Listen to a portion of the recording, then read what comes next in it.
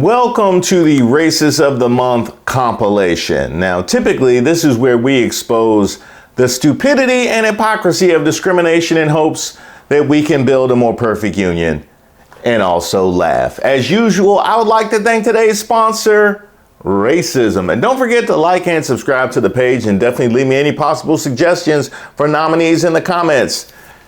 It's been a wild month.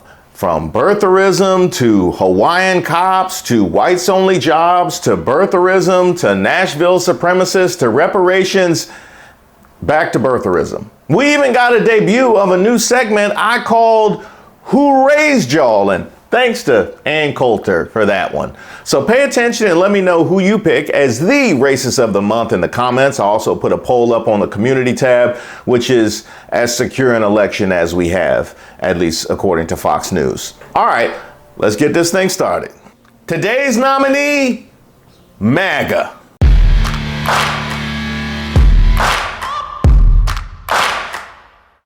No sooner than Donald Trump doubled down on his Truth Social posts,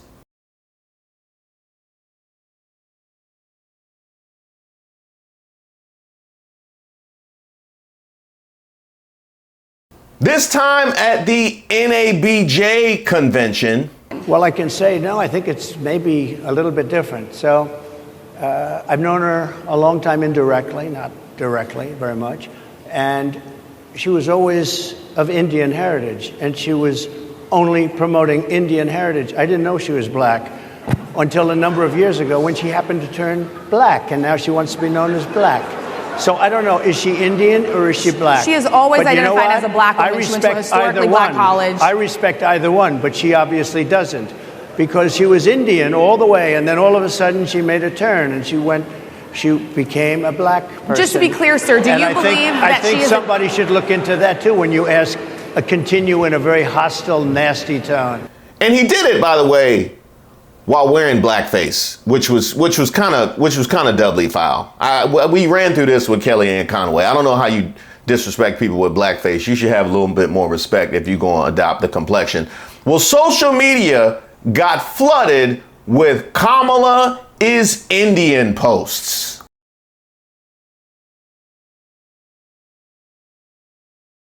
Now, this has been happening for the last few days, but now it was on. They also said back then, and she campaigns on this, being the first Indian American senator elected to the Senate, although Pocahontas also had to run for her money. But, you know, she campaigns on being Indian American. Kamala Harris, Indian American. Now all of a sudden, she did a 180. She really is elevating and pushing her black side. I think it's like 25% maybe. They was all jacked up on Mountain Dew. I had a Diet Mountain Dew yesterday and one today. I'm sure they're going to call that racist too. But now I would call her up here to come and speak, that then I think I'd have to sleep on the couch tonight. So I think my man Roy Wood Jr. said it best when he asked, "We now know Kamala's brave story. When did the rest of you turn black? How old were you? Where were you when the blackness finally took over your body? Share your stories. This is a safe place. Hashtag when I turned black." You know, I think it was when I turned 9. We did field day in our elementary school, and we were in the middle of the relay race, and I pulled up because my gout started acting up. Whenever it was definitely before I started prep school, because I knew immediately that food had no seasoning. Turning black. And you know what? I get it, because Trump is used to people turning on him, like his entire senior staff from 2020, and his hotels, and his marriages. Somebody tell him that Trump University is closed. You are not in admissions trying to decide if somebody qualifies for the Harriet Tubman Scholarship. In other words, who is you? Let's address the condescension it takes to try and determine somebody else's blackness as a white guy. Oh yeah, we want to know if Kamala Harris is really black, so we talked to 3 unvaccinated Trump supporters at a Wendy's in Toms River. That's exactly how my timeline looked. What about the Trump flag on your 2012 Ford Fiesta qualifies you to examine somebody else's heritage. Once I pass 8 Twitter burner accounts, then now I can lord over black people, and I tell them where exactly they should go and what boxes they could check. I am a strong woman, a mom, a lawyer, and an American.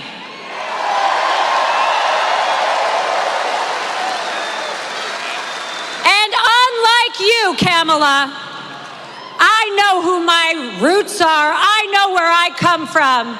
You're not even qualified to be a lawyer, but now you're a genealogist. How about the fact that no other group has the audacity to sit there and try and determine where other people can go and how they should identify? No other group tries that. But you know what? I think we should, because if that's what we're doing, if we up here just claiming and rejecting folks, we're gonna take Tina Marie. I want to take Tom Hanks, David Bowie, Adele. I'll take a James Carville, Prince Harry, Eminem, Paul Wall, Robert De Niro, and Al Pacino. Do they have to be alive? Betty White, Mr. Rogers, John Brown. Throw me who you claiming in the comments so you can go ahead and email me that as well. But you know, Maga just absolutely took this and ran with it because they love nothing more than a reason to be racist.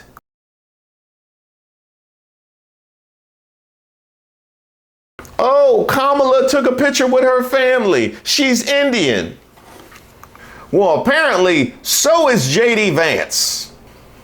And he is definitely not going to like that because he felt the need to apologize for his Indian wife. Look, I love my wife so much. I love her because she's who she is. Obviously, she's not a white person, and we've been attacked by some white supremacists over that.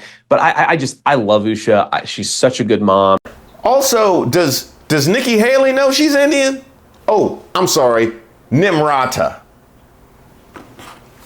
But y'all not challenging that. You know who definitely knows is Viven Ramaswamy. Me too. Thanks for having me. That was a fantastic opening monologue. I too am a fan of yours. I'm going to make a point of disagreeing with you so that it will be fun. You are so bright and articulate, and I guess I can call you articulate since you're not an American black. Can't say that about them. That's derogatory. And that was a great opening segment. Lots of things to talk about there. Oh, and I agreed with many, many things you said during, in fact, probably more than most other candidates when you were running for president. But I still would not have voted for you because you're an Indian. I'm starting to sense a theme here. This isn't so much about her being black. I think y'all just really got a problem with Indian people. Well, you know what? We know all about that, so she should feel right at home. And by the way, since we're talking about families, yours, Trump, is voting for Kamala Harris. I believe in policy over politics. Yeah. And without question, Kamala Harris's policies are what I get behind. So I will be voting for Kamala Harris. And if I'm asked, I will campaign for her without hesitation. Good. So you tell me what's more relevant, her 23andMe or the fact you can't get a vote from your own flesh in BLOOD. In fact, he went further and said you were a full-blown racist. I actually did a whole video about it.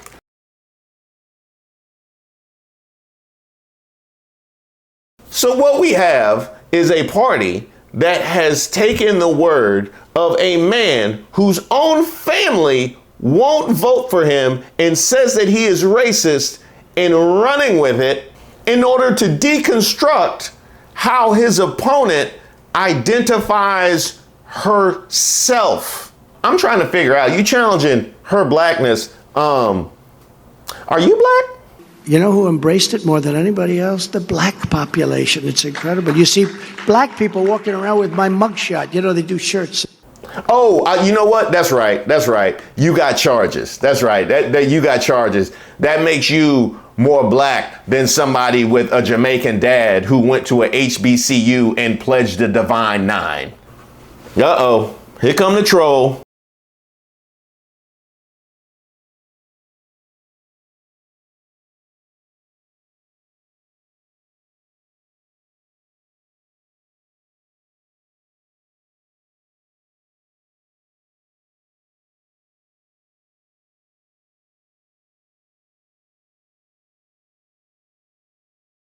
Laura Loomer, you can't even racism right. Look, if you're going to challenge her blackness, then you can't also use anti-black racism against her.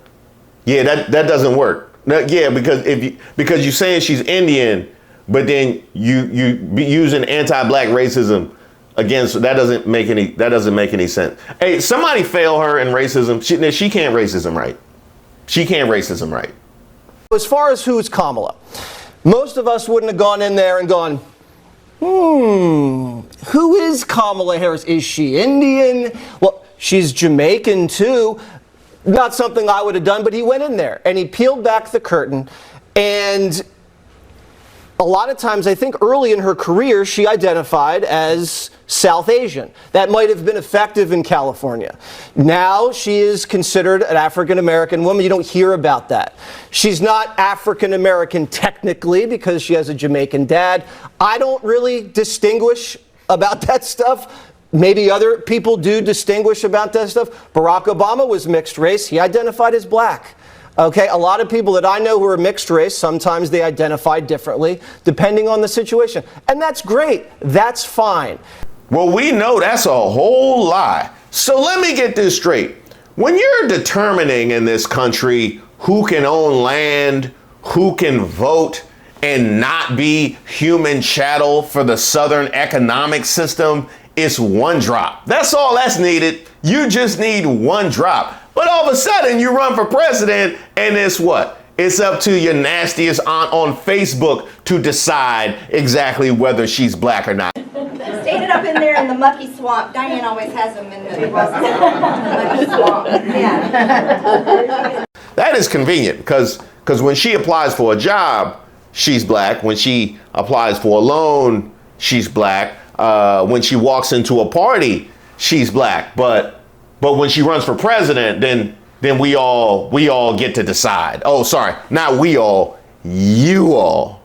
And by the way, this goes for the black people online who are engaging in all of this. And by the way, I recognize not everybody with a black face on social media is actually a black person. Yeah, this right here is right-wing commentator Joey Manarino attacking Kamala Harris's blackness a literal week after he was caught online pretending to be a black woman.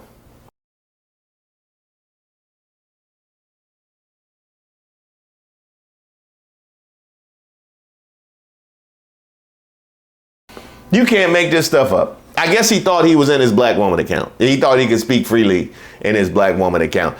Look, those people are definitely out there, but for those actual black people who are on Al Green's internet talking about, well, she ain't black, she ain't FBA, she ain't FBA. Who's your FBA candidate? I'm trying to figure out who your FBA, because we have so many black or black adjacent possibilities. I'm trying to figure out who your FBA candidate is since we're having this conversation. You act like it was just a litany of potential black choices. We always have a whole Crayola box of black possibilities when it comes to who could be president, and we were supposed to pick the brown and we picked the caramel. Yeah, we were supposed to pick the brown. We messed that up. Now next time we pick the brown. Now here's a question, Maga. What does Kamala Harris being Indian get you? Like exactly what is the there? What is the point of all of this? I can only guess that the idea is to try and create a wedge between Kamala Harris and the black constituency. However, in all but 2 elections in modern American history, or all of American history, there has never been a black candidate with an opportunity to actually win the presidency. So clearly, we're capable of voting for people that aren't black. So why even are we having this conversation? Now, at no point in this entire video have I actually defended Kamala Harris's blackness, because I'm not even going to dignify that. There's tons of receipts out there. You guys can look for that. I'm not dignifying their nonsense.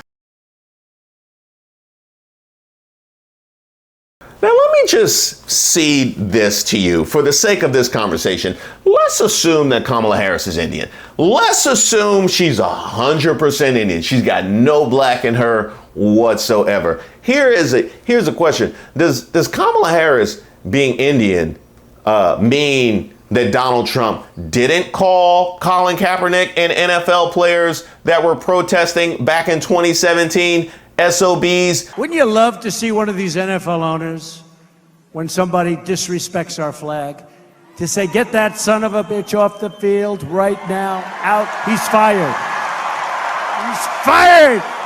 Does Kamala Harris being Indian mean that Trump in the summer of 2020 didn't repeat the Southern strategy dog whistle of law and order, playing to white fears of black crime?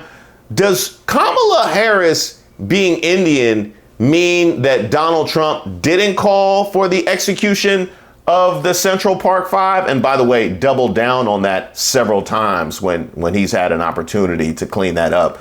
Does Kamala Harris being Indian mean that he didn't claim in Charlottesville that they were very fine people on both sides? Does Kamala Harris being Indian mean that the U.S. Department of Justice didn't have to settle with him for violating the Fair Housing Act, where he was discriminating against renters of color? Does Kamala Harris being Indian mean that Donald Trump didn't have all of the black casino workers removed from the floor when he walked in, according to Kip Brown? Does Kamala Harris being Indian mean that Trump didn't say that black guys counting my money, I hate it? The only kind of people I want counting my money are short guys that wear yarmulkes every day. I think the guy is lazy, and it's probably not his fault because laziness is a trait in blacks. He later said in a 1997 Playboy interview that the stuff that was written about me is probably true. Does Kamala Harris being Indian mean that didn't happen? Does Kamala Harris being Indian mean that he didn't drop an N on a potential apprentice winner who happened to be a black man? Does Kamala Harris being Indian mean that he didn't resort to birtherism when Obama was running for president? Does Kamala Harris being Indian mean that Trump didn't in 2017 claim that people who came to the U.S. from Haiti all have AIDS, or in 2018 say, why are we having all these people come from S-hole countries? At the end of the day, it don't matter if Kamala is Indian as long as Trump is Trump. Donald Trump blew it, and the happiest person in the country tonight is Kamala Harris. Because she's sitting there cackling. Look at this. Yeah, look at this. Look at Trump. He's just alienated millions of black voters who aren't going to really get what happened there. Well, Caitlin, my first reaction was, this is the reaction of a desperate and scared old man. It was very obvious to me watching him and just what I've seen over the last week while she's been, across the country just kicking his butt, that he's afraid. He's probably afraid to debate her. He's certainly afraid to lose an election to her in November. And he's afraid about his own future. So I'm not surprised to see it. And I understand, what he's up against. I mean, he's up against an experienced prosecutor, somebody who served as a DA and an attorney general in the Senate, and now the vice president very successfully. You damn right, Mark Kelly. And by the way, this really has tinges of something that we've heard before, something I've actually mentioned before back when Obama was running. So let me get this straight. We have two black people that have an opportunity to win the presidency, and the first time they claim that he's ineligible because of his birth certificate. He wasn't born in the country. And the second time they want to deconstruct her blackness. Yeah, this ain't nothing but birtherism 2.0. But the saddest part about it is, unlike birtherism, which would have disqualified him, not only does this not disqualify her, it's just stupid. So we have a level of desperation as much as we've seen this nonsense before, we have a level of desperation we've definitely never seen before. It's only getting crazier from here on out. Today's nominee, the Hawaii Department of Law Enforcement.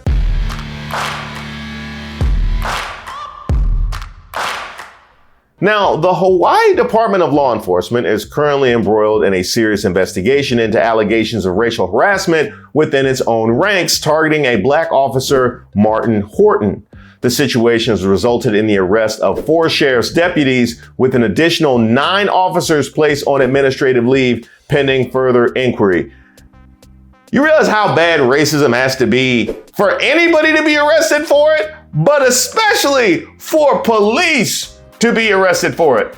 How bad does racism have to be where you start arresting police? They don't even arrest police for loss of life. That's how bad this racism has to be. I would have guessed that maybe this is going on in some foreign country where they take this kind of thing seriously. But last I checked, Hawaii's still in America, right? Yeah, we still claim them. Yeah, we still claim them. That is wild. Now, the accusations detail a pattern of discriminatory behavior directed at Horton, a 56-year-old black officer undergoing training. Incidents reportedly occurred during routine field exercises where Horton endured the racist abuse. So they just started early. They just started during training. I guess that was to get him ready for the street. Is that what it is? We got to make sure he ready for the racist abuse he gonna get on the streets of Hawaii. Y'all have no idea how bad Oahu and Maui can get after dark. And it also makes me wonder where the other black officers were. I guess maybe they had gone through the same training and it had been normalized. The arrests included Deputy Sheriff William Keahi, who faces charges of reckless endangering and harassment, as well as Sergeants Eric Mitamura and Alvin Turla, both charged with racial misconduct-related harassment. Deputy Sheriff William Gary also faced harassment charges in connection with the same incidents, and this also triggered a broader examination into the department's organizational culture and practices, with the Criminal Investigations Division spearheading efforts to uncover any systemic issues. Any systemic issues? These are the people that are enforcing the laws on the streets. If this is how they're treating one of their own, I'm guessing it's some systemic issues. And wait a minute, was there a whistleblower who came forward who caught wind of this and said this is definitely wrong? No, it wasn't. He had to do it himself. I'm guessing there are some systemic issues. And you know what? If I was black in Hawaii, I would challenge all my tickets right now. Yeah, I would challenge my tickets. I would challenge my record. I would challenge everything. Now, Horton has accused Turla, his supervisor, amongst other things, of making a sexual comment about his lips, not once, but at least twice. See, I told you they'd be at the strip club. See, I told you they'd be. I wasn't speaking out of my thong. I know from what I speak. Horton reported the disrespect to Sergeant Mitamura, whose response shocked him even more, saying his comment was, "You're nothing, you're no one."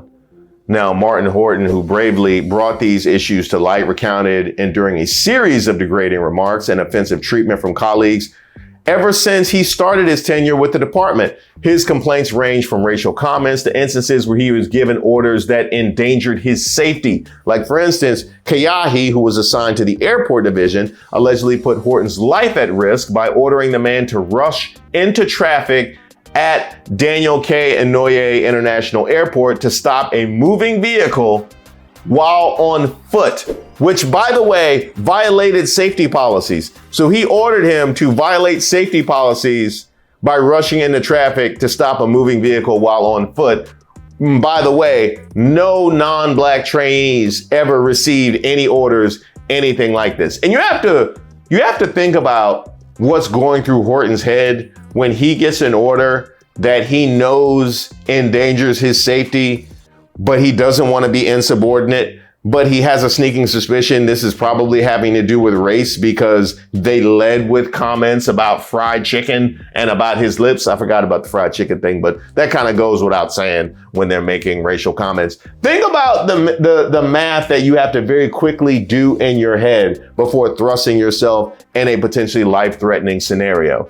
Now, despite the emotional toll and concerns about potential retaliation against him and his family, Horton remains resolute that speaking out was necessary to address the misconduct. And you know what? I absolutely commend him, because we have seen just how apprehensive officers have been about blowing the whistle on one another, even when circumstances affect them and their own safety. The department's swift response, including the arrest and placement of officers on leave, represents a significant step forwards towards addressing the broader issue of workplace harassment and discrimination, and I applaud them for that. However, challenges remain in ensuring a safe and inclusive environment for all officers, particularly those from marginalized backgrounds. And we see this at play with pilots, right? Where pilots was once an all-white bastion. It was once an all-white profession. And all of a sudden they opened it up because they wanted to diversify things. But all of a sudden the people who enter those ranks endure all kinds of abuse. They tell other people, you know what, it's really not an enjoyable experience. I appreciate being somebody that's achieved something, but there's many other ways that you can achieve things without having to endure this abuse. So it remains largely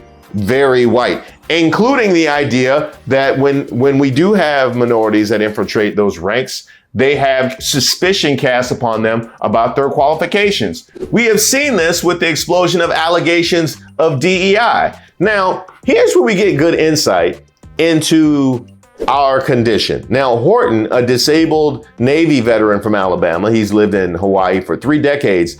Get this, he remained silent until the Criminal Investigations Division interviewed him about his experience so far at the Capitol. So this all came out because of an interview just about his experiences, which means he didn't think it was necessary to say anything because it had been so normalized, and they had no idea. If this is the kind of thing that you stumble on just because you happen to sit down and open up a conversation with an employee of color, how much more of this has been going on?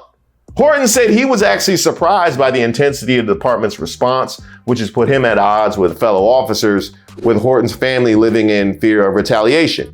Horton is currently being provided extra protection for he and his family. Now, once again, I would like to place you in his situation. So he endured all of this abuse. He's asked about his experiences, and he feels comfortable enough to be honest with them about his experiences and about the abuse that he endured that had been completely normalized, which nobody saw fit to blow the whistle on up until this point. Once he does that, they take swift action. Now he has to be concerned about the safety of himself and his family. And for what? For the crime of enduring the abuse and being honest about it. That is the experience that we have in 2024. He now has to be concerned about his family for being the victim of abuse. That is where we're at with our police departments across the country. Today's nominee, Arthur Grand Technologies.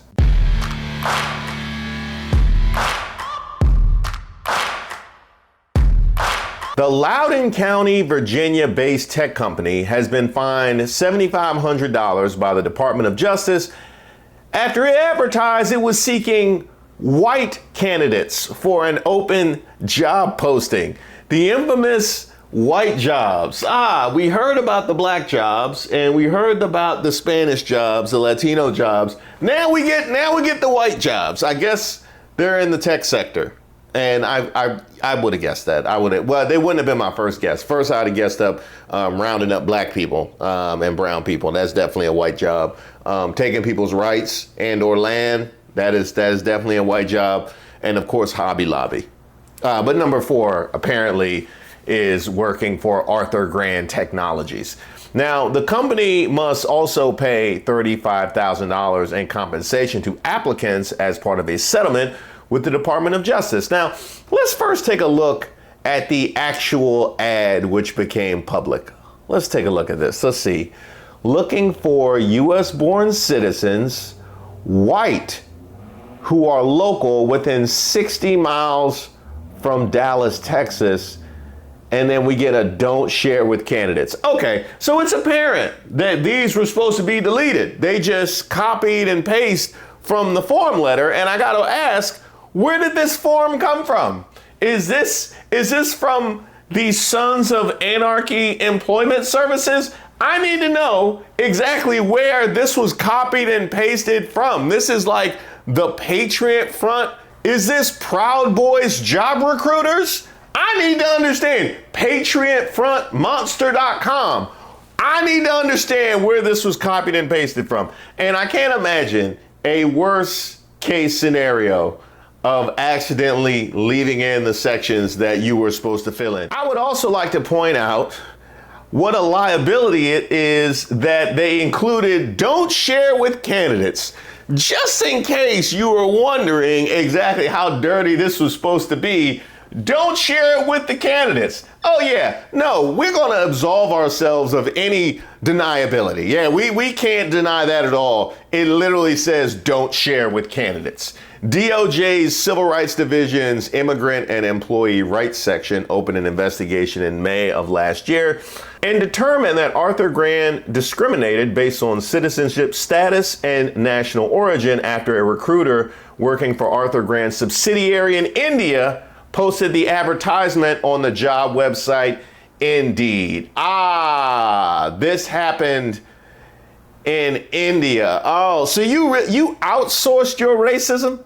Is that what you just did? You just outsourced your racism. So the person in India was the one that was supposed to not include that they were searching for white applicants only. I got to give a shout out to that whistleblower. I mean, because it's somebody out. That's what I think. I think it was a whistleblower. I think it was a whistleblower situation and not an honest mistake. Because somebody in India is like, wait a minute.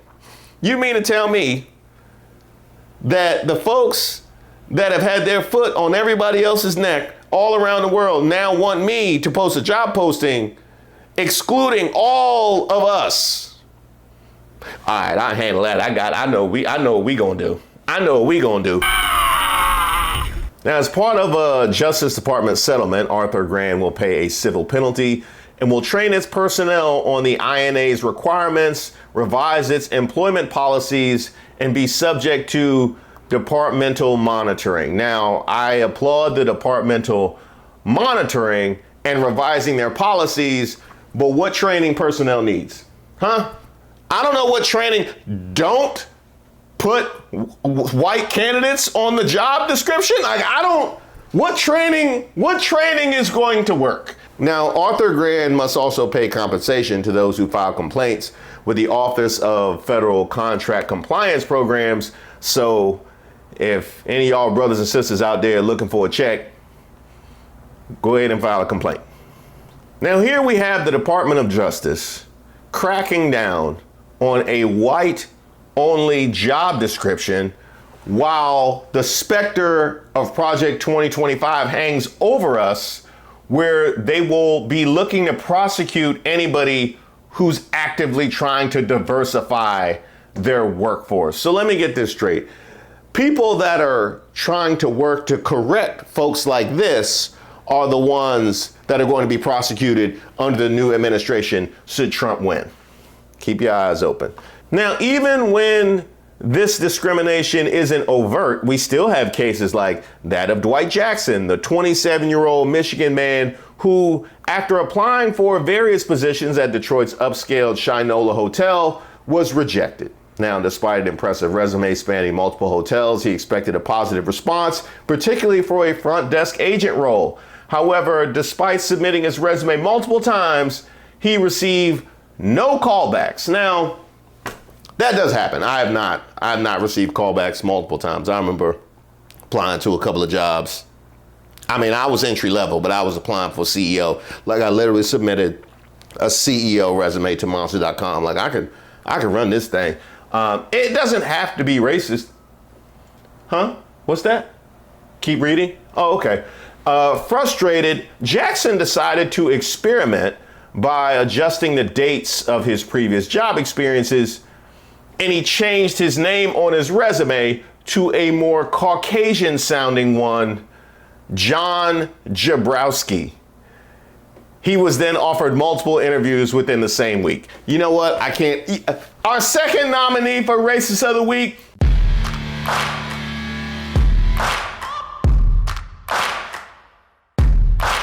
Detroit's Shinola Hotel. I can't help you, Shinola.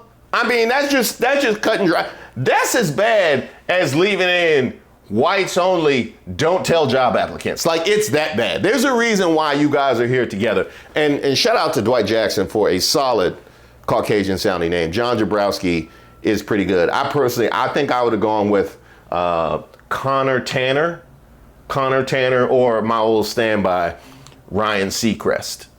Now, he actually went to the interview.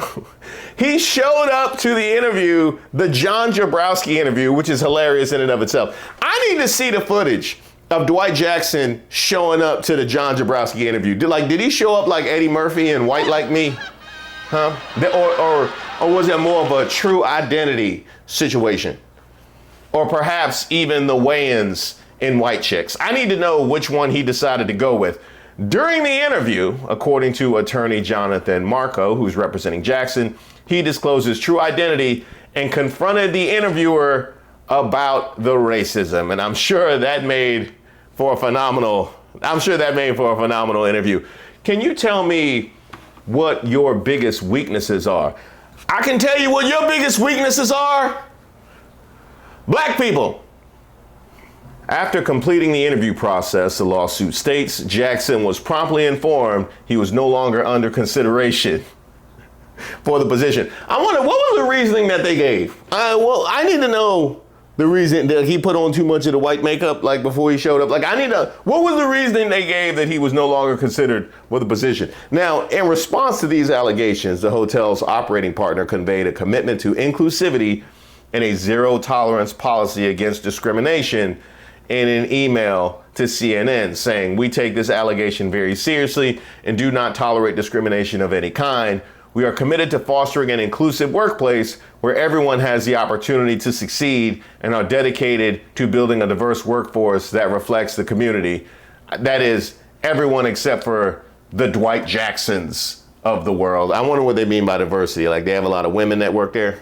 Maybe there's a lot of women that work there. And this is the difference between a public message and private practice. We have seen your private practice, so I don't want to hear about your public message. In fact, a recent study published by the National Bureau of Economic Research found that name bias is a prevalent issue in the hiring process around the country. Researchers sent out identical resumes to 108 U.S. employers to analyze whether race and gender affected callback rates for job applications. Just guess who received the fewest callbacks. Go ahead. Let's all say it together. Black men and women. There we have it. Yes, black male and black female names received the fewest callbacks. So congratulations to Arthur Grand Technologies, Shinola Hotel, and America, because clearly this is an American phenomenon. And if things go the wrong way in November, it's going to get a whole hell of a lot worse. Today's nominee, these cornballs in Nashville.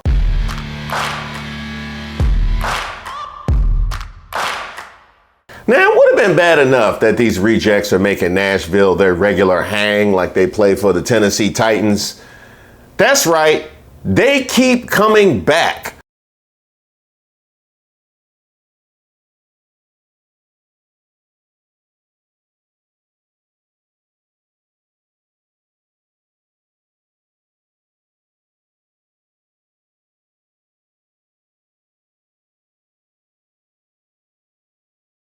Now, I was too busy, with political racism to actually hit it here, although come to think of it, I already did a video about these dudes. We are literally having a Nazi march here in downtown Nashville. White supremacists talking about white supremacist neo-Nazism, talking about deporting folks and just racial hatred. This is what we're seeing here in Nashville. Where's your faces? Where's your terminal faces? Cowards! Cowards! All of you! Cowards! I saw his face! Oh, I saw his face! And you'll never guess what they showed up in again. The police reported that the group left the area after the confrontation, having arrived earlier in a U-Haul truck. They came in a U-Haul truck? So was they just in the back? Like, how does that, they came in a U-Haul, they all just came in a U, I'm so confused. I'm so confused by that. This tactic mirrored a similar incident 2 years ago when the Patriot Front attempted to disrupt an LGBT event in a U-Haul truck. Wow, I didn't know U-Haul. So they really are trying to adopt and claim U-Haul as their own. Like they are really trying to make U-Haul problematic. U-Haul sitting over there like, what y'all mad at me for? I got nothing to do with Blood Tribe.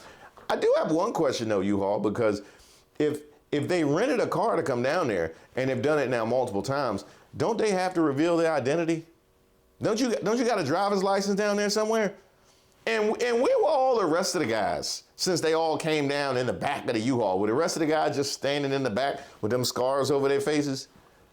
You didn't know that something might be amiss?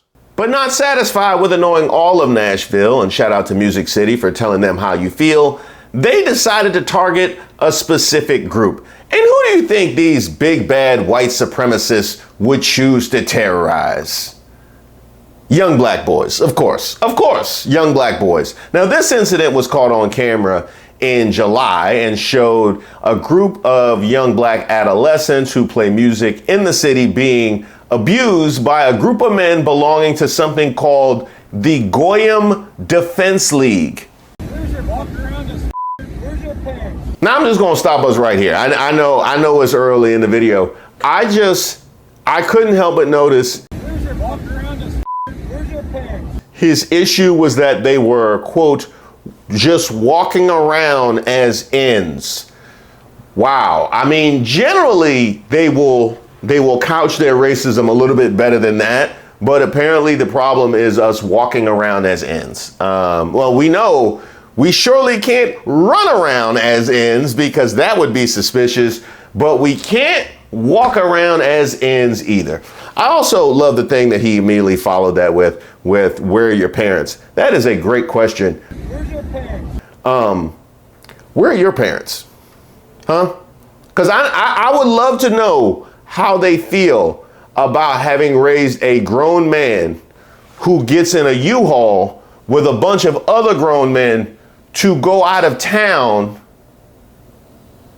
and threaten adolescents. Like, I would love to know how they feel about their grand accomplishment. Just think about all the sacrifice, because I'm a parent. Just think about all the sacrifice that it takes to raise a young child up, and years of waking up early and going to bed late and taking them to soccer practice and helping them with their homework, only to find out one day he is in the back of a U-Haul with a white supremacist jacket on, surrounded by other failed members of society. Like, that's grim. Where's your parents?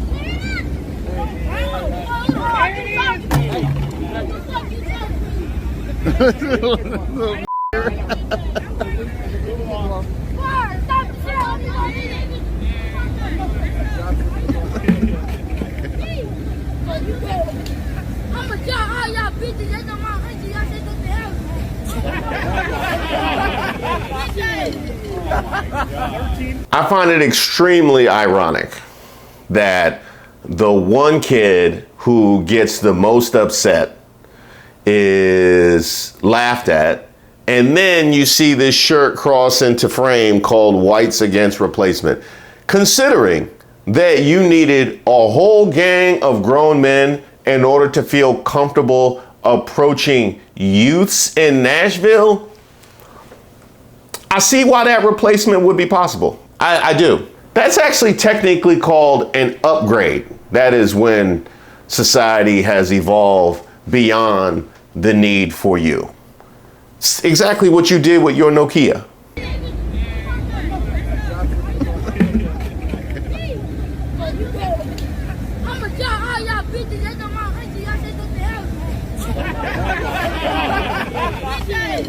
13%. Hey, are they allowed to let these little make threats? Illegal are making threats. Can you arrest them? Please arrest them. They have to. Hey, stop making threats. They have to accompany the through town. Everybody. Future engineers have to get escorted because they're so violent. Yeah. You got a light brain, bud. God, I love little fucking monkeys like that. It just shows how fucking violent they are at a young age. Okay, so apparently they are the violent ones while minding their business while you're out of town in a Whites Against Replacement t-shirt and a backpack standing in the median. Yeah, you didn't use your context clues on that one. You got a light brain, bud. God, I love little fucking monkeys like that. It just shows how fucking violent they are at a young age. Your frontal lobe is 2 ounces lighter, bud. Now here's a question. So you are making an argument that you are genetically superior. Why aren't you at work? I'm just curious. Why aren't you at work? They have found something constructive to do with their inferior frontal lobes. They have found something constructive for young kids to do. Why is there nobody looking for you with your superior intellect? Do you need some money? How is it that you have time to go out of town midweek with the whole softball team and accost strangers? Turn this on. Turn it on! Now, according to News 5 in Nashville, the kids had been on their way home from playing drums downtown when all of this occurred. Now, I actually did a Racist of the Week not too long ago about some young girls who spoke at a Denver City Council meeting who were abused as well.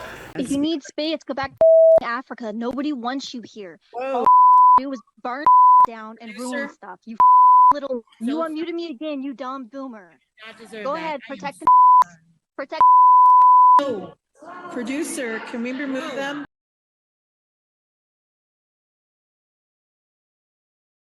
I will make the same point here that I made there.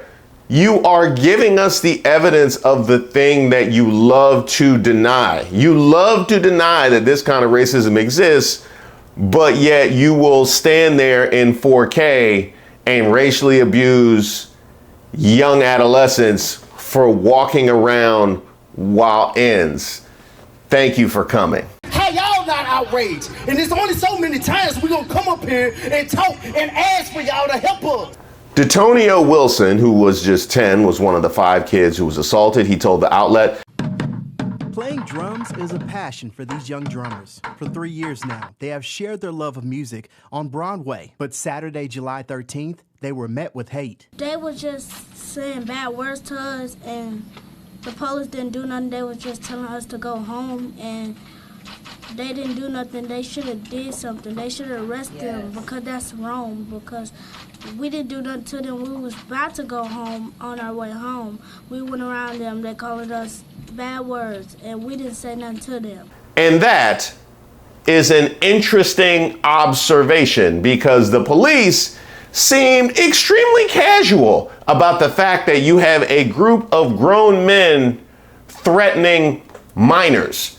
Extremely casual about that. How is it that when police get all jacked up and they overreact to a threat, it's always against a black person? It's never to protect a black person. I would love to see a police officer go above and, oh, did I do too much? Did I go too far? Was that unjustified? To actually protect a black person. That might have been a good change of pace.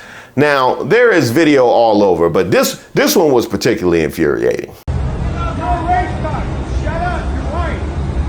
Shut up and keep quiet. Fuck you, you fucking round table. You fucking losers. Fucking losers.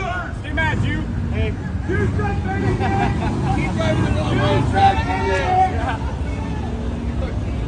You know Raising Cane's is furious. You know Raising Cane's is furious. Like, y'all got me all up in the frame.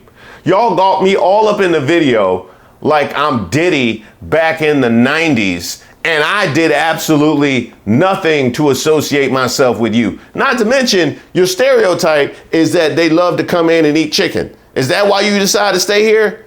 So you decide to hurt my chicken business by chasing away my best customers?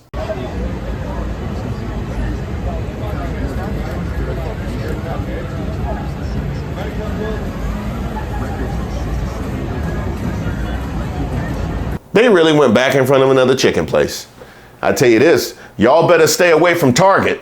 Now, I was curious what the local reaction was, and journalist and local legend Phil Williams gave me everything I wanted. You've seen them all across the city. Now we're showing you the hypocrisy and the ignorance behind the neo-Nazis who've stirred up controversy this week here in Middle Tennessee. And one of the things that I wanted to know is what a lot of you have been asking, why Nashville? But I also wanted to look hate in the eyes and show just how ignorant they really are. For days, out-of-state neo-Nazis have made a scene on the streets of Nashville with their symbols of hate and vile words. Here, berating a lesbian mom who had just left a downtown restaurant, reducing her young daughter to tears. Here, assaulting a bartender who had confronted the group. And here, bringing their venom to the West End Synagogue. How much do you think the Jews are paying this guy? Let's throw out some numbers. Thursday, they returned to the historic Metro Courthouse, repeatedly challenging officers just doing their jobs. There on what is now the Diane Nash Plaza, named after the civil rights legend who came here to confront a Nashville mayor and a community's racism, we decided to confront the hate that has once again reared its ugly head. You ready to debunk the flyers? I told you I'd stop being a Nazi. What's your thoughts about you lying in the media? Yeah, I'm curious. Why Nashville? Why did you guys choose Nashville? The only place that respects freedom of speech. Yeah, this state actually respects freedom of speech, but communist Jews like yourself don't. John Menadeo, a Californian who moved to Florida, leads the Goyim Defense League, which goes around the country trying to create scenes that they hope will bring them attention and followers. In fact, this tactic, resorting to yelling as a diversion, would play out again and again as we attempted to confront the group with facts about the lies they tell their followers. So you have a problem with Jews in general, though? Yes, I do. So you think the COVID agenda Debunk is Jewish? It. Let's go. In fact, the men who led the nation's COVID response, Drs. Francis Collins and Anthony Fauci, are both Catholic. Dr. Fauci was Catholic. Dr. Fauci wasn't Jewish. I didn't say he was. You said the COVID agenda is Jewish. Dr. Fauci was Catholic. No. Go through the names. Menadeo, it seems, doesn't like any facts that don't fit his narrative. For example, this claim that, quote, every single aspect of the Biden administration is Jewish. The vice president is Baptist. Okay, the secretary, 80% Jewish. You said every aspect. I said 80%. Okay, well, that's how about a 2% minority. Well, the Secretary of Defense is Catholic. 2% minority. Secretary of Interior is Catholic. Secretary of 80%. 2% minority. Secretary of Commerce is Catholic. Secretary of Health is Catholic. 80%. Secretary of Transportation is Episcopalian. Secretary of Energy is Catholic. Let's go. Secretary of Education is Catholic. Secretary of Veterans Affairs is Catholic. Over and over, it became clear that these are people who are blind to any facts that don't confirm their hate. How many of you guys have criminal records? What's your criminal record? Catching kids? Not surprisingly, there are quite a few arrests among these characters. Menadeo spent a month in jail last year after authorities in Florida got fed up with the group littering their neighborhoods with its hate messages. Others, we discovered, also have a variety of criminal charges on their records. Can I be honest with you guys? You're a loser, scumbag. When I look at you guys, I do not think because you look like race or you time is coming to its end. In fact, what I saw was a group of wounded, angry men who've never accomplished much in their own lives, looking for someone else to blame. Worse than the Jews. I really feel sorry for you guys. I don't give a sorry for. You're gonna grave soon, you dumb sellout boomer. You boomer. Honestly, I think my overriding feeling was sadness. These are really pathetic human beings, and they just don't seem to recognize it. Frankly, I think that's how most of Nashville and Middle Tennessee views them as well. Yeah, just so angry at the world. And sad. And shout out to Phil Williams for being a very solid ally. By the way, while I was editing the Races of the Week compilation for last month, I saw that there was one of those that I ended with a positive story, and you guys really reacted quite well to that. I had forgotten about it because it was a couple weeks old and the earth shifted with everything political. So I decided I'm going to end this one on a positive story here. Here is a piece of Tennessee State Representative Justin Pearson's address at the National Urban League Convention. And shout out to my man Mark for sending it to me via email. This here is just what America looked like. Black, beautiful, educated, and all the rest. So I'm gonna go ahead on and be at home because we here. And every rally that we do, we start one particular way in District 86. I say, who fired up? And the crowd respond, we fired up. You ready? Yeah. Who fired up? Who fired up? Who fired up? Yeah, we fired up. We fired up because we've got to be fired up for such a time as this. We've got to be fired up to fight for diversity, equity, and inclusion and DEI candidates. We've got to be fired up because of Project 2025, white supremacy and racism continuing to be on the prowl. We've got to be fired up against domestic terrorism and capitalistic exploitation. Y'all, we've got to be fired up. It's time to be fired up when they're trying to silence our voices, refusing to acknowledge the beauty of our brilliance. You even got racist Ron and governors talking about black history has no value. We've got to be fired up. Fired up because we need to make real the words written into the founding documents of this nation. We hold these truths to be self-evident, that all people are created equal and endowed by their Creator with certain unalienable rights, and that among these are life, liberty, and the pursuit of happiness. We've got to be fired up. And this is our moment. This is our time. This is our opportunity to be fired up for the movement for justice rooted in love. Let's go to Virginia City, Nevada. Quick question. Why is there a Dennis Rodman jersey on my couch? 5, 4, 3, 2, 1. If you heard Nevada and one of the first things that crossed your mind was Dennis Rodman leaving to go to Vegas in the middle of the finals, congratulations, we basically grew up together. And I think that mutual experience probably ruined relationships for us. Today's nominee, Gary Miller, Janice Miller, and Tiffany Miller.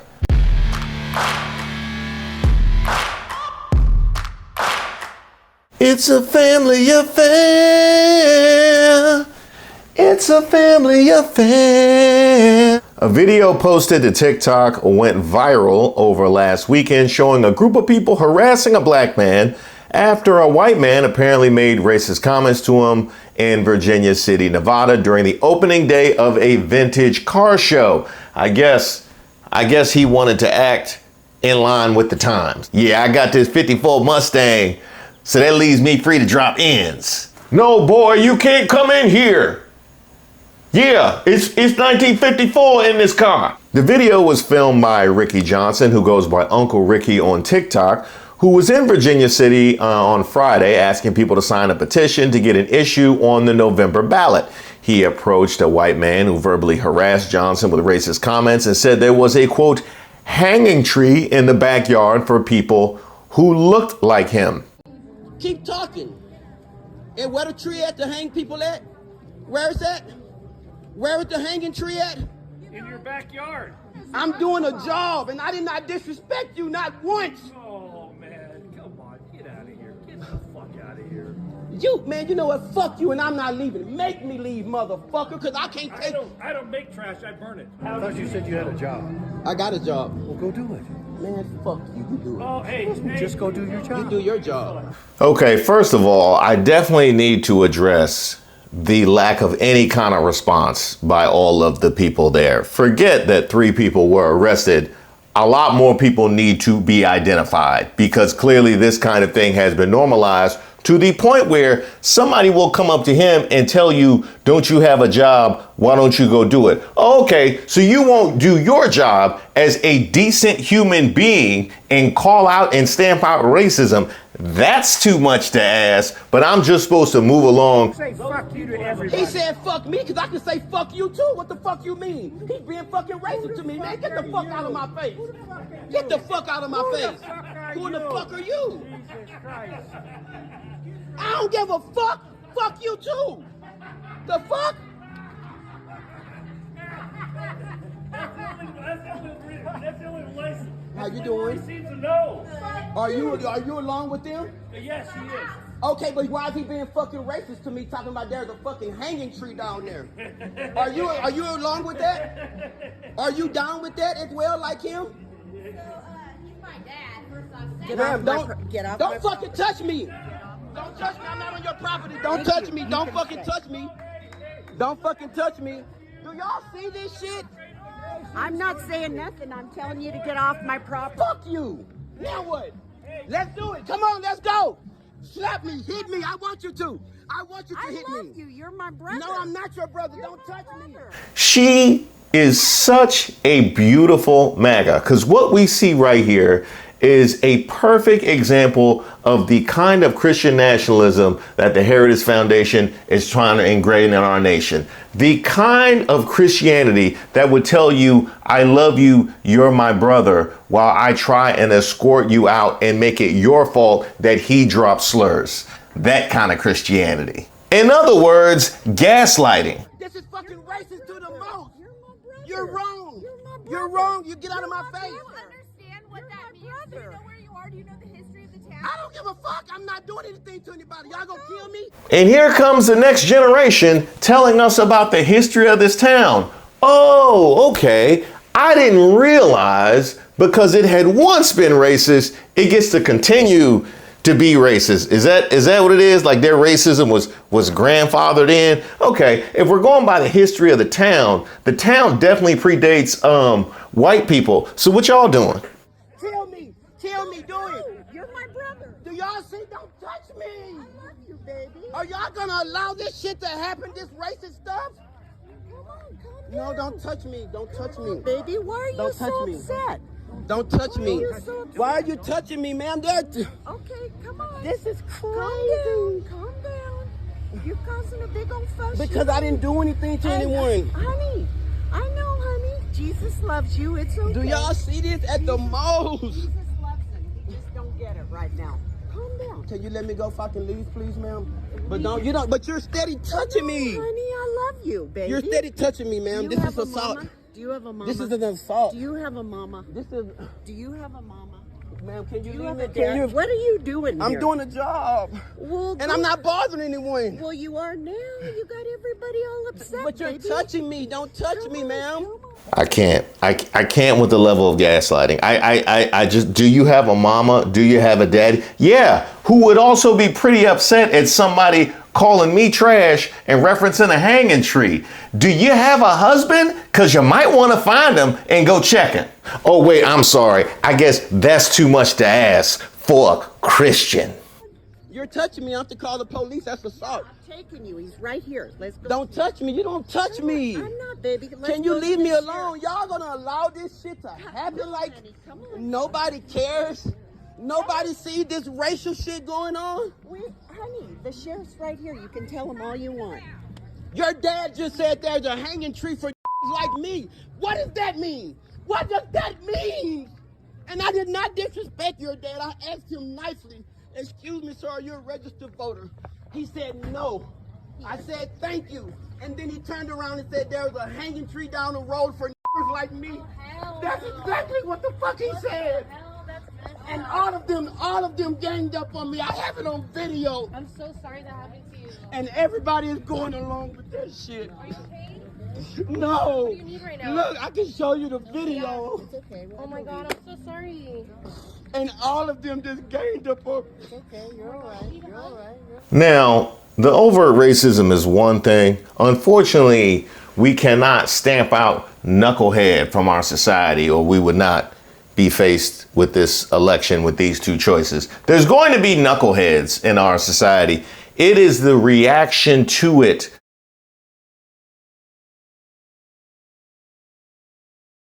You want to hit him first or should I? You got it? Okay. All right. You got it. People are canceling Firehouse Saloon in Virginia City, Nevada for being racist towards a man. What happened? Basically, an African-American male was doing his job. Then a random man started making racist remarks talking about hanging him from a tree. Horrible. Oh, and guess what? Other people nearby started jumping in and being racist towards him. This was all on video, but the business said they had no idea this was happening. I mean, if it was happening right in front of their business, I think it's clear as day they knew the people in front and did allow this type of behavior all the time. Why would a business be responsible for them? How would they know? Because why did no one around try to stop them? Why was everybody joining in? And Are you implying that the reason the people were so comfortable being racist is because that entire area is like that? What if they really didn't know? There was actually a Facebook post that the owner of that place was a good guy. Threw a party for those two people that were being racist to that guy in the video. Okay, but he didn't actually say anything himself. Even though he clearly allowed the behavior to happen. He posted to Facebook he doesn't allow that type of behavior. Okay, but I think it's even sadder that one of the guys had a Maga hat on. Good. And then when his wife came out, or whoever the girl was throwing this Christian rhetoric at him, or gaslighting, being racist to him, and assaulting him. Now, Firehouse Saloon, where this all took place, tried to distance themselves from the event, after it went viral. It didn't work. Not where your employees are seen wearing nooses to work, and there's ample documentation that you, in fact, know these people well. We have an update on the racists in Virginia City, Nevada, and I've got a bunch of updates for this. First of all, Virginia City itself responded and said they do not tolerate any form of racism. The sheriff's department of that county responded and we also are against racism, and we are opening an investigation into the Millers that I identified. The only issue I have with that is that in the video, the Millers seem to be, pretty familiar with the sheriff's department. In fact, I think they were on site and present while this was happening and didn't do anything. Furthermore, I was looking into the history of the sheriff's department, and their previous sheriff, his last name was Miller.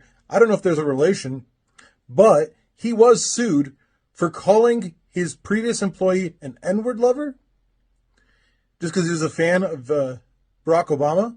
I just got to stop us right here and think about the thought process that would accuse somebody of being an N-lover because they support the man who won the national popular vote twice. That's a lot of N-lovers. In fact, let me tell you, once we are the majority, okay, once N-lovers are the majority, then that becomes normal. Then they just become the normal people, and you become an N-hater. Yeah, you become an N-hater. This is the default setting is the N-lover at this point in time. I dream that one day I'm gonna do a Racist of the Week where when the authorities come in and do the right thing, we won't also have to accept them being racist as well. Also, Firehouse Saloon spoke up and said, we have no relation to these people. They do not work for us. We don't know them. They just wear our clothes and hang out in front of our shop. Got no idea who they are whatsoever. In fact, they even referred to one of them as Lady in the Shirt. Except that they do know them. They know them very well. They know them extremely well. In fact, they even go as far as calling him a very close friend. They're the ones who introduced them to their community in Virginia City. What do you mean you don't know them? They're your landlords. Let's talk a little more about Firehouse Saloon and how desperate they are to save their image. Because I don't think they're trying hard enough. Have you seen your own bartender? It's a different man named Gary. But check out his pin. You guys just let him wear that at work? That's totally cool. Yeah, so when you say you allow all people into your establishment, you mean all people. People wearing hoods, anyone. I know this whole situation has us heated, so here are a couple funny things we can laugh at about the Millers. First of all, someone changed Wikipedia and wrote this under the description of Virginia City, Nevada. And number two, this is my favorite. Janice Miller, Gary's wife, who is, shooing the man away and saying horrible things like Jesus loves you and being patronizing and stuff. In a desperate attempt to delete her Facebook account because she's getting a barrage of comments right now, she instead made her profile picture the directions on how to delete your Facebook picture. And this is real. It's up right now. And by the way, this is not a screenshot. I misspoke. This is not a screenshot of the instructions. This is somebody who took a picture of another computer screen. You can see in the quality of the photo. It's not a screenshot. She took a picture of the instructions and made that her profile photo. And went about her day going, oh, good thing I deleted that Facebook earlier today. And the former owners of the Firehouse Saloon put out a statement, and they didn't get their back at all.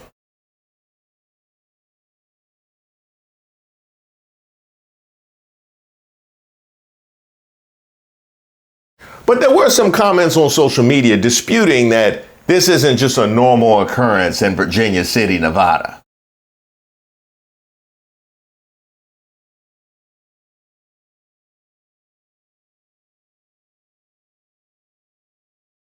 But as always happens, they were indeed identified. Now, this whole encounter occurred on opening night of Hot August Nights, an annual vintage car show that takes place in the Reno-Sparks metropolitan area. Social media identified the white man in the video as Gary Miller. His identity was confirmed by multiple local news outlets, including the Reno Gazette-Journal, who reported that Miller and other individuals who harassed Johnson have been permanently banned from Hot August Nights. That is right. You want to act like 1954, you do it at home, where it's clearly still 1954. We're not taking your vintage cars. But wait, there's more. Gary Miller faces a charge of violation of breach of peace.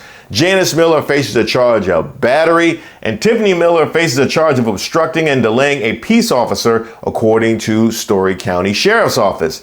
The office obtained warrants for Gary, Janice, and Tiffany following the incident, and they were later arrested and booked into the Story County Detention Center. Can we charge all the passersby with just being Bamas? Can we do that? Is Bama in charge? It should be. I tell you, it should be. The sheriff's office said it's continuing to look at all the information that was presented and all the information preceding the initial video recording and actions of all parties and witnesses leading to the altercation.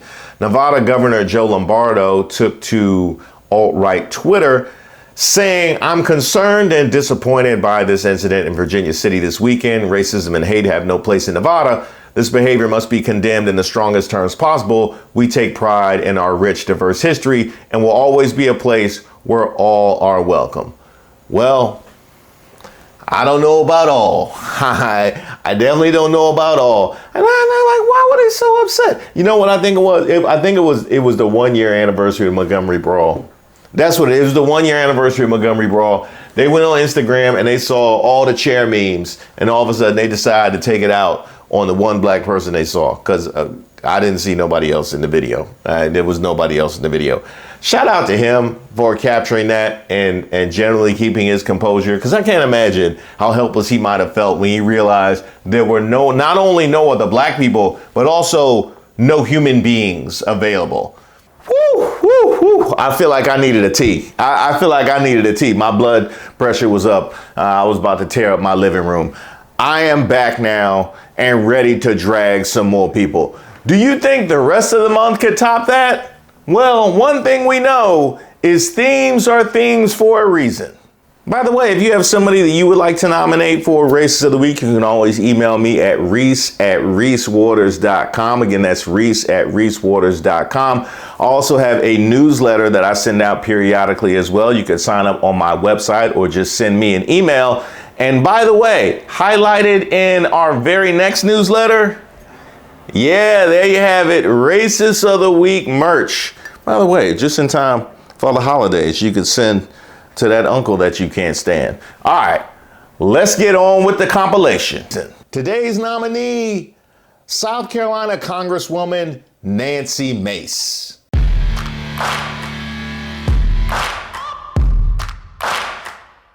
Now, I've been wanting to get at Nancy Mace for a while. And Maria, I've said this many times on your program. I represent a very purple district. 40% or more of my voters are independent. They're not affiliated with Republicans or Democrats. I'm going to rebrand Tim Walz as Tampon Tim, because you cannot say Hunter without saying Biden. But it kept getting put off for more relevant congressional members. You know, it's kind of like the same reason why you haven't responded to all those messages in your spam folder. But as a noted philosopher once say, today I got time, cuz. Today I got time, Gus. She joined a CNN panel including Michael Eric Dyson and Keith Boykin, both of whom I thoroughly enjoy, and boy, were I glad they were there. Let's start hot. And Kamala's you had it right. You almost got it. I will say Kamala's name any way that I want to. No, but you mispronounced her and you also misjudged her. I just did, and I'll do it again. Mispronouncing her name. That's a refusal to acknowledge her humanity. If I purposely mispronounced your name, that would not be appropriate. Policies. Now, this little tidbit was prefaced by a bunch of discussions about sexism, so that had already been laid on the table. And here we have her very intentionally mispronouncing Kamala Harris's name. Now, I actually talked about this on my live a few weeks ago about the fact that there is not a vice president or a presumptive nominee that I can think of that we ever regularly refer to by their first name. I used to like to say Mitt a lot, because when do you ever get a chance to say Mitt? But here we have her actually saying it right and correcting herself and saying it wrong. And Kamala's you had it right. You almost got it. I will say Kamala's name any way that I want to. And following that up with, I can pronounce her name however I choose to pronounce her name. Now, seeing as how we have taken sexism off the table, why would that be? Why would that be? You know, you being an advocate for women and all, why would you feel that you can just disparage her by mispronouncing her name intentionally? And I'm not going to get all gassed up about it, because if a bird flies and chirps, why would you be shocked? I am curious how your in-state legislator Tim Scott, who asserted that racism was in fact over and it was the reinvention of the Southern heart, was that it? I think it's exciting, no matter the outcome. It's the evolution of the Southern heart that we see on display. And we Southerners get so little credit for the progress we've made. The whole notion of judging a person on the content of their character, not the color of their skin, has happened. It's not going to happen. It's not around the corner. It's in the rearview mirror. We are living Reverend Dr. Martin Luther King Jr.'s dream. Well, this new Southern heart is making a very clumsy, intentional point to mispronounce Kamala Harris's name. So, Tim, I don't know if you're still out on the imaginary honeymoon, but you might want to come back and weigh in on this. A woman talking about women in the way he does. I'm asking you directly, when you see him direct such venomous rhetoric against this woman, not principled disagreement, do you find that problematic? And if you don't, you've helped normalize a practice that is vicious and misogynistic. Look, regardless, women can be misogynistic. I am a woman who has broken a lot of glass ceilings, and I have fought my way to have a seat at the table, and I wouldn't back someone that I thought was a misogynist, and I fully backed Donald Trump in 2020. All right, I want to play. So her answer to that is, I don't think he's a misogynist. That's your defense? That is your defense? If you were following that conversation, Michael Eric Dyson said women can be misogynist too, to which she responds, I have fought my way through a lot of glass ceilings for a seat at the table, and no, I ain't gonna say nothing. I mean, he literally telegraphed your play. Michael. That sounds like self-hatred and justification of white supremacy. And let me just say this.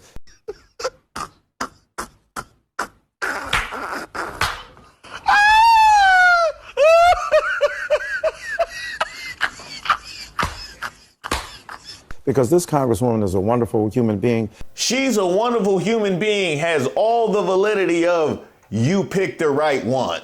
Or if you like it, I love it. But when you disrespect Kamala Harris by saying you will call her whatever you want, I know you don't intend it to be that way. Now, Michael, I'm gonna stop you right there. She absolutely intends it to be that way. She 1,000% intends it to be that way. There's no way she didn't intend it to be that way.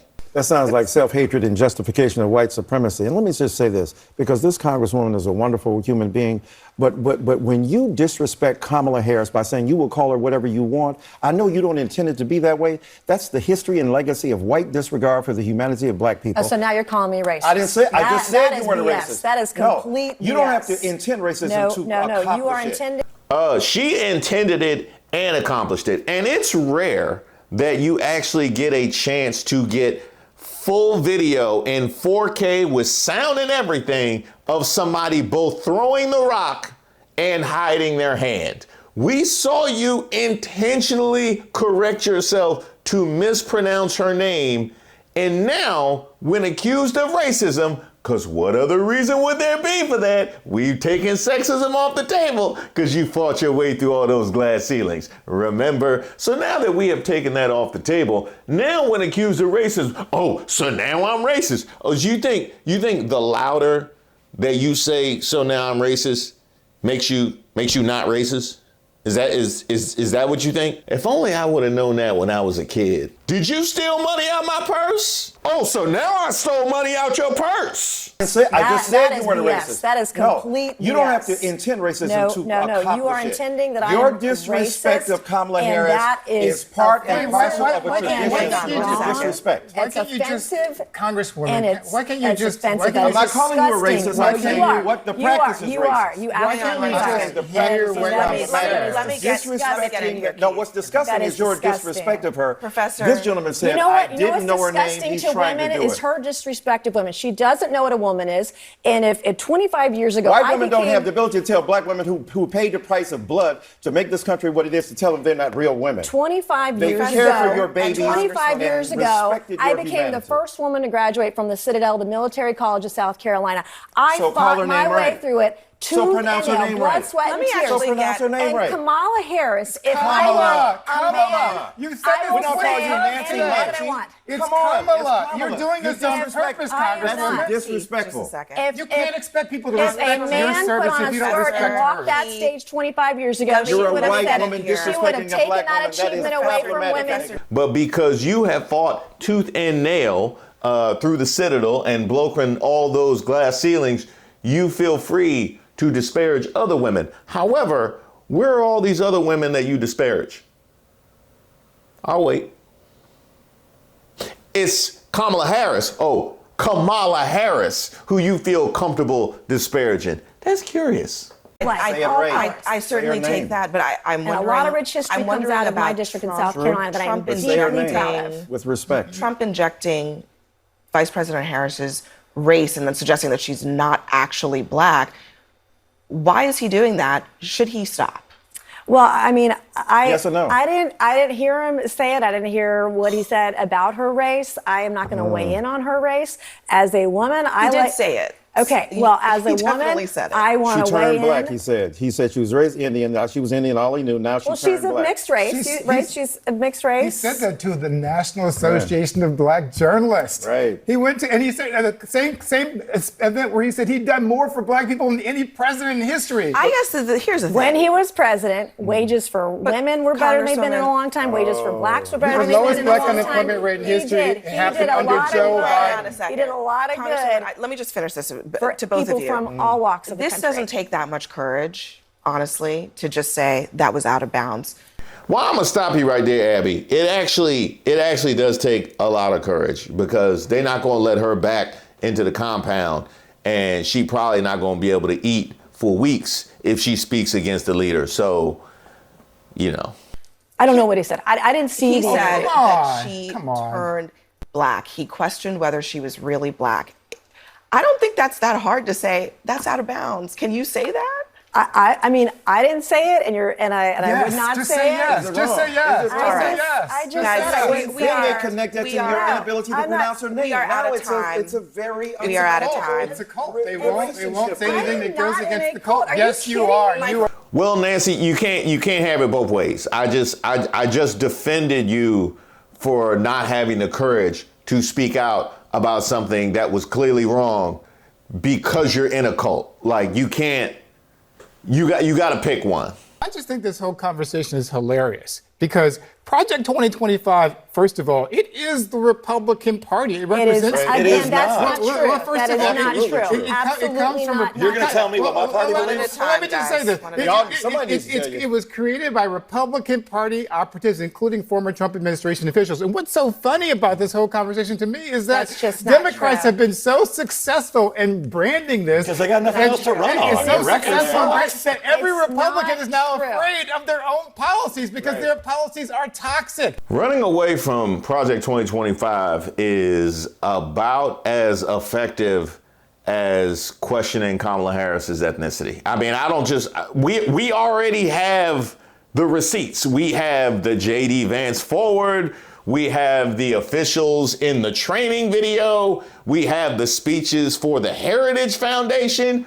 We already got it. Y'all just messed up because y'all couldn't decide if Project 2025 was a legislative wife or a legislative side piece. Y'all chose to bring the legislative side piece to the wedding, and now you're mad that all the photos getting plastered all over social media and you didn't want nobody to know about it. Well, that's your fault. 2025. And you're going to tell me that's my party platform.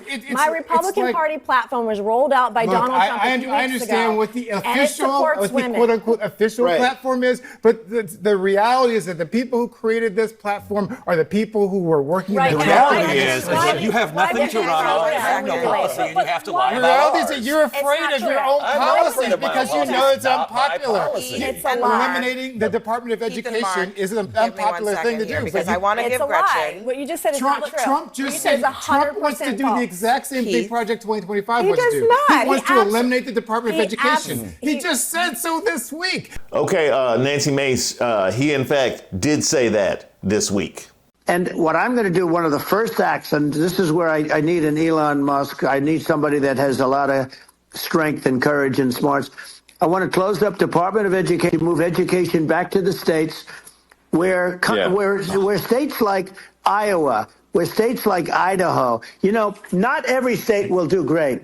However, Keith Boykin, she might have been in the waiting room. Yeah, she might have been one of the billions of people that was unable to listen to the conversation live. But what's stupid is allowing people, criminals, to go into stores in California and not being able to arrest them unless it's $900 or $950 and more. The problem is that that's not actually what's true. And you see That's not videos actually of what the people law is. going into stores in these blue cities and blue states, stealing merchandise and not being stopped. We've all seen these videos. So but should Donald Trump not be allowed to go into a store because he's a convicted criminal? I don't think. I had so many comebacks, but Keith, that was better than anything I had. That was solid. Did you know there is no shoplifting in red states? They're not going to be happy you just told everybody they open for business. I was just watching a documentary about a bank robber. I actually thought it was incredible that they had the courage to go in there and rob a bank. Little did I know the fact that they were allowed to walk free just meant that it was okay. They've abandoned the working people of America. They've abandoned the middle. They've now been taken over by California liberals who want the Green New Deal, electric cars, ban plastic straws. She wants to take away red meat. They're now going to institute government. Are you saying that because you're associating her with? No, those are the things she said. These are the things that she's all campaigned for. These are all the things that take away red Kamala has campaigned for: reducing the red meat, banning plastic straws, the Green New Deal.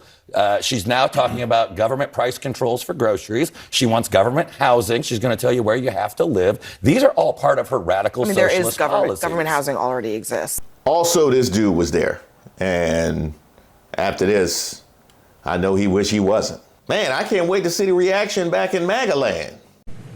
Virtually 100% of the net job creation in the last year has gone to migrants. You know that? Most of the job creation has gone to migrants. In fact, I've heard that substantially more than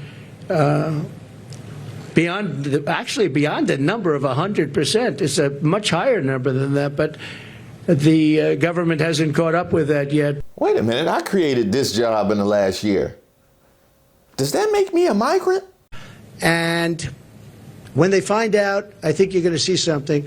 But right now, even not knowing her, And with all of the, like the cover of Time magazine, they didn't put a picture. They got a great artist to do it. What was that all about? You know, what was that all about?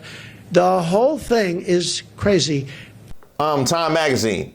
I haven't seen anybody be this triggered by a magazine cover since I first saw the Sports Illustrated swimsuit issue when I was 8. I'm going to go ahead and need you, for the good of the country, to put out a gang more covers. I'm talking about like every other day. And it just have kids send in photos of Kamala Harris. It triggers him to a degree that has given me so much entertainment. I have to say, Miriam, I watched Sheldon sitting so proud in the White House when we gave Miriam the Presidential Medal of Freedom. That's the highest award you can get as a civilian. It's the equivalent of the Congressional Medal of Honor, but civilian version. It's actually much better because everyone gets the Congressional Medal of Honor. That's soldiers.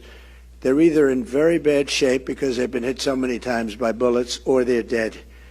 She gets it, and she's a healthy, beautiful woman. If this how they acting before the DNC even start, it's gonna be a hot one. Today's nominee, Ann Coulter.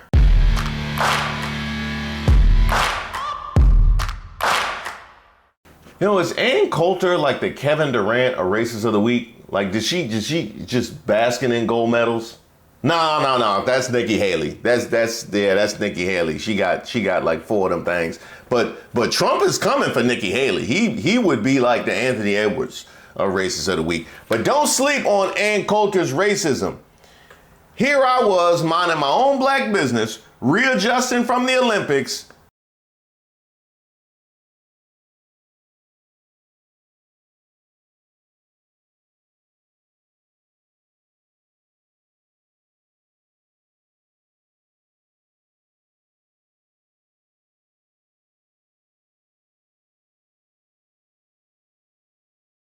When I get hit with this.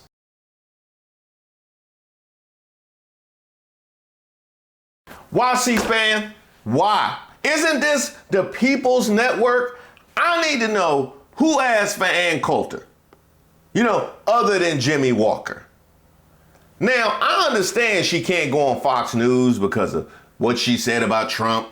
Is that stupid? Respectfully, you sound bitter now.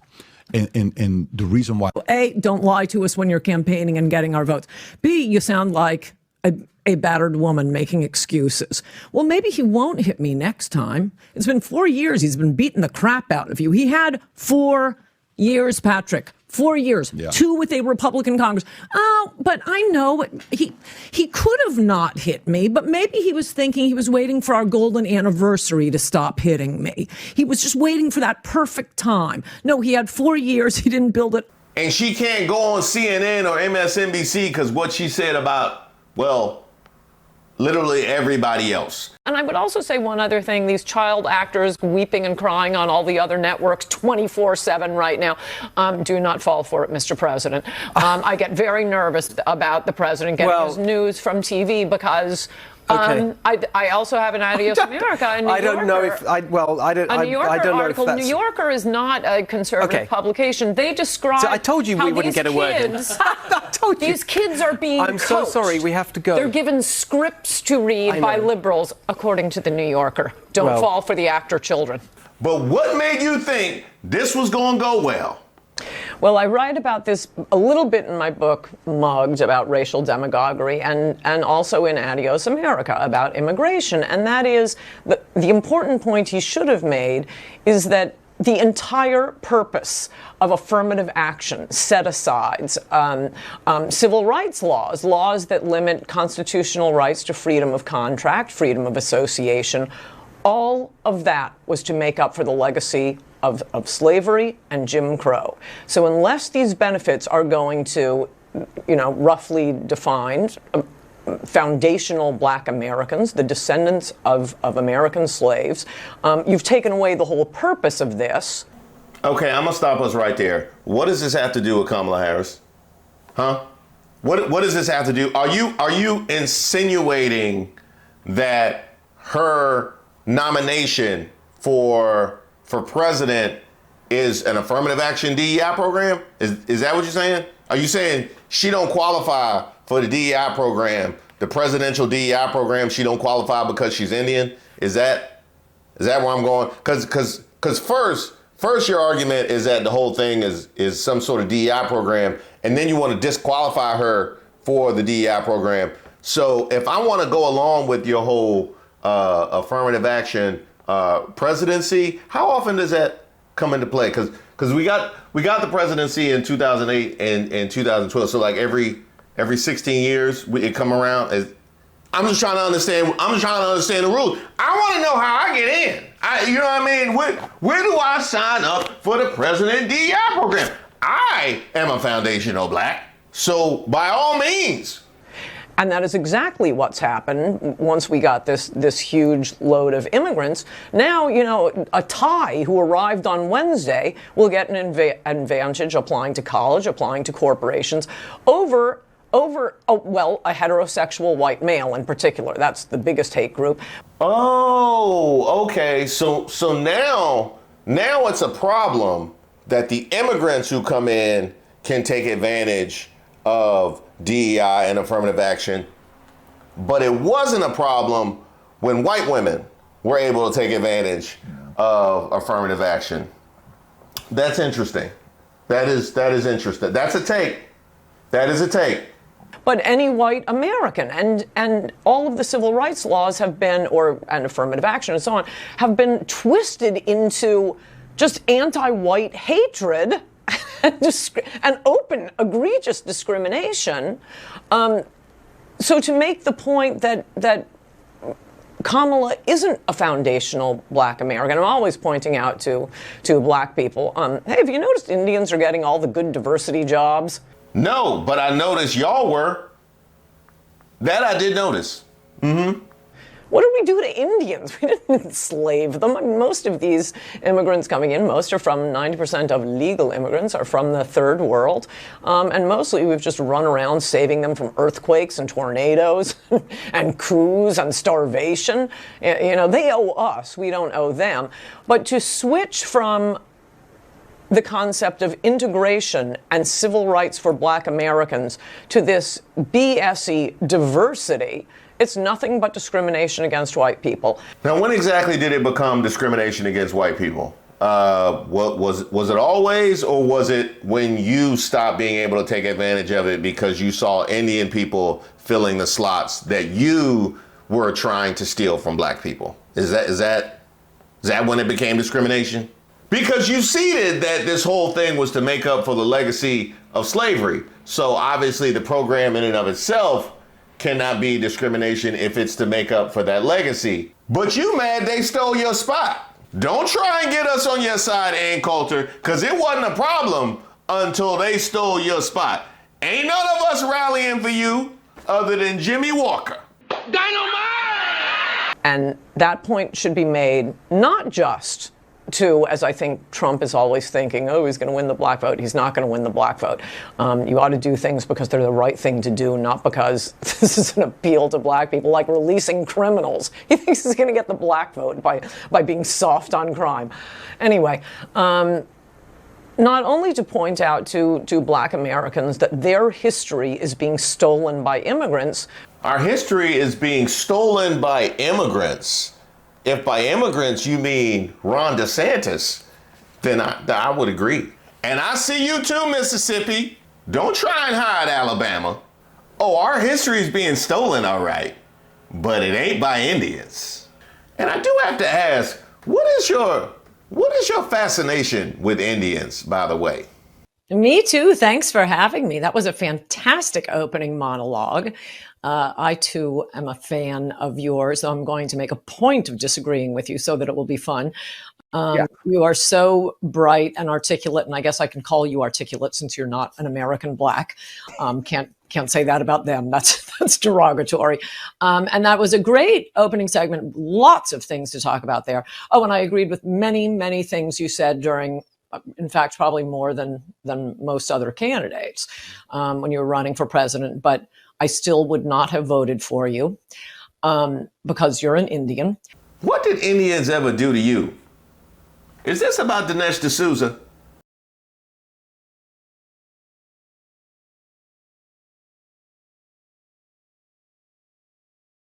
That would make sense. Yeah, that would make sense. Now, as far as this fascination with Kamala Harris and her ethnicity, I'm noticing a bit of a trend, and I'm not the only one.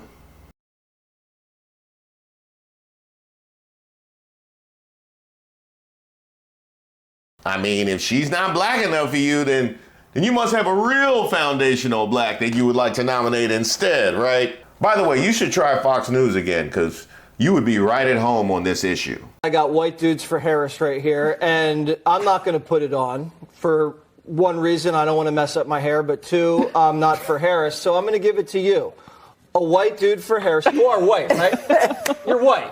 Are you half? I'll give it to my father-in-law. Okay. You wear that. You wear that, Harold. I give this as a gift. Thank you. And you put it on your beautiful head. I appreciate that. Red, white, You and won't blue. wear it, so you're not a Harris supporter. I am.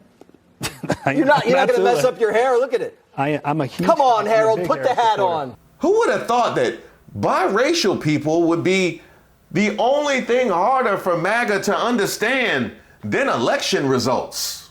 Who are you going to vote for in this election? Well, Donald Trump, because if he loses, he will be running again in 4 years. And then he will have lost 4 successive elections for us. That is the first honest thing you've said. And you know, truthfully, I really like his choice of J.D. Vance, which I had recommended back in May. Oh, you mean this J.D. Vance?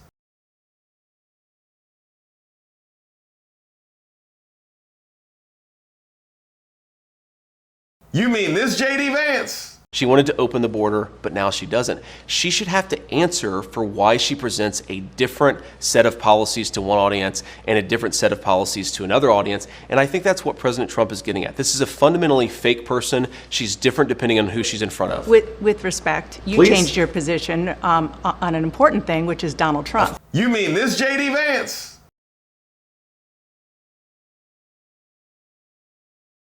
J.D. Vance, you're the Vancing queen. Photos of J.D. Vance doing drag have come to light, and I'm not gonna sit here and make fun of him for it. Why? Because look at that face. That's the face of someone experiencing pure joy. And who am I to take away someone else's joy? This drag queen right here, she is geared up to go to the Pink Pony Club. And then hitting this sexy pose right here, Mama was feeling herself. JD Vancing Dancing Queen, I'm not about to take this away from you. I know you want to outlaw and make drag as an art form illegal. And I just want to let you know, don't rob yourself of that joy. You don't need a couch to feel this happy again. Oh, we love him. Can't trust Trump as far as I can throw him, but I do trust J.D. Vance to care about the left behind people. Well, just to give people an update, in 2018, you wrote a book called In Trump We Trust, E Pluribus Awesome. What happened? No, that was 2016. That was the campaign. Sorry about that. What happened? Yeah. Well, he didn't keep any of his promises. And by the way, it's a great book. I stand by the book. I wish Republican politicians would read it. I gave a copy to some of my favorite Republicans, and inscribed it, but you have to actually do it. I do think the 2015-16 Trump campaign, it was one of the greatest campaigns in world history, and in part because it really changed the Republican Party to a party I preferred. I bet you did. And that is, instead of just lots of permanent, useless foreign wars and tax cuts, it was about, well, 3 things: immigration, trade, no more pointless foreign wars. And I've been waiting to vote for that basket of issues, it feels like my entire life. Also, just a lot of the things, not talking about your family. Please drop the family biographies. Please stop invoking Ronald Reagan. He was president, a million years ago. The world looked different then. So all of these, and I'm optimistic, that thing that they all got, I guess, from Reagan. And I pointed out that, no, when Reagan ran in 1980, he was very far from optimistic. He was viciously attacking Jimmy Carter. No one wants to know about your family. Stop with that crap. Wait, your boy J.D. Vance can't stop talking about families. Now, my mamaw died shortly before I left for Iraq in 2005. but it's going to be something I continue to talk about, is that the left has increasingly become explicitly anti-child and anti-family. Is doing a project talking to voters all over swing states. He talked to Republican voters in the critical swing state, must win, I would say, swing state of Pennsylvania. Of course. One of them, Carol Carty, said she was almost a childless dog lady because she didn't happen to meet the right person until she was 40 years old. Another, Joan London, was offended that you don't think she has a stake in the future of the country because she doesn't have children. What do you say to key voters like that, Republicans, swing voters, who are put off by your views? Well, what I would say, Dana, is if you look at what I said in context, the Harris campaign has frankly lied about what I actually said. I'm pro-family. I want us to have more families, and obviously sometimes it doesn't work out, sometimes for medical reasons, sometimes because you don't meet the right person. But the point is that our country has become anti-family in its public policy. Oh no, it's not about your family. We don't care about your family. It's about other people's families. We want to dictate what you can do. I'm just going to do whatever. You would, once again, be right at home on Fox News on this issue. And the up from the bootstraps stories, you know, the John Kasich with the postman father and Rubio with the bartender. Can you please just tell us what you're going to do for the country? And so I loved, you know, Trump coming out and saying, yeah, I'm rich and I'm going to fix the country. But the main reason, and if you read the book, by the way, I make it very clear that personally Trump is an awful person. We are making an exception this one time because we need a wall on the border. Awful, you say? Like the kind of person that would question his opponent's ethnicity? She was always of Indian heritage, and she was only promoting Indian heritage. I didn't know she was black until a number of years ago when she happened to turn black, and now she wants to be known as black. No, that's not it, because you did that too. Kamala isn't a foundational black American. I'm always pointing out to black people, hey, have you noticed Indians are getting all the good diversity jobs? Yeah, I think you're giving him more credit. I don't even think it's knowing how to be. I think he's a narcissistic. I didn't read, the one thing I didn't know when I wrote In Trump We Trust is how profoundly stupid he is. Oh, you mean like the kind of stupid who talks about crowd sizes despite losing the popular vote twice? How about that crowd size, Trump?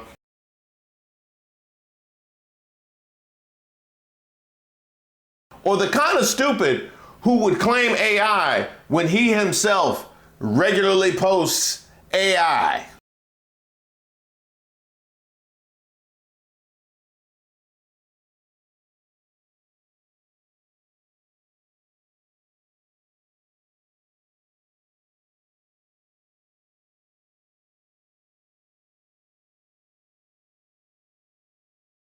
And also, there is video.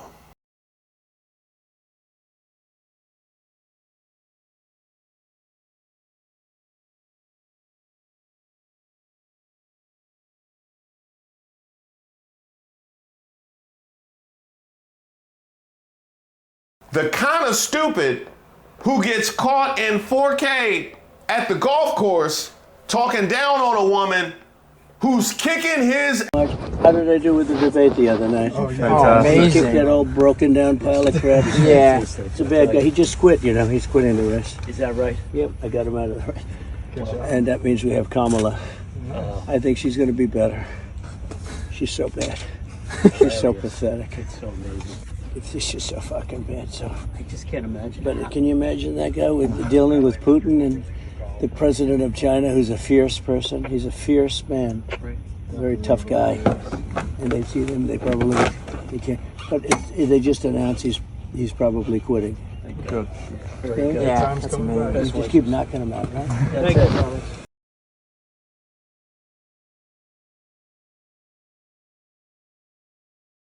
So you're trusting the awful person who's profoundly stupid to enact the policies that you want.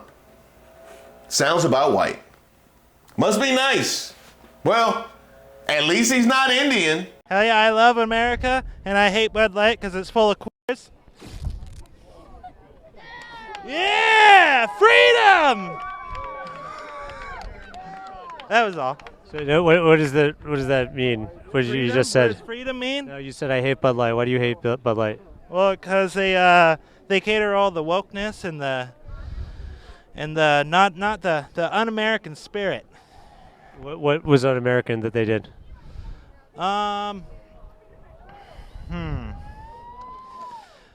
This is a new segment that I'm tentatively calling Who Raised Y'all? Yes, so welcome to Who Raised Y'all? This is where we highlight those very special Americans who are going above and beyond to hold us back as a society. You know, the people that you'll hear asking to speak to the manager at the pearly gates. As usual, I would like to thank today's sponsor, These Hands. And don't forget to like and subscribe to the page, and definitely leave me any possible suggestions for nominees in the comments. Today's nominee, Ann Coulter, Mike Crispy, talk show host Jay Weber, Officer Tatum. You know what? All of MAGA. Just MAGA.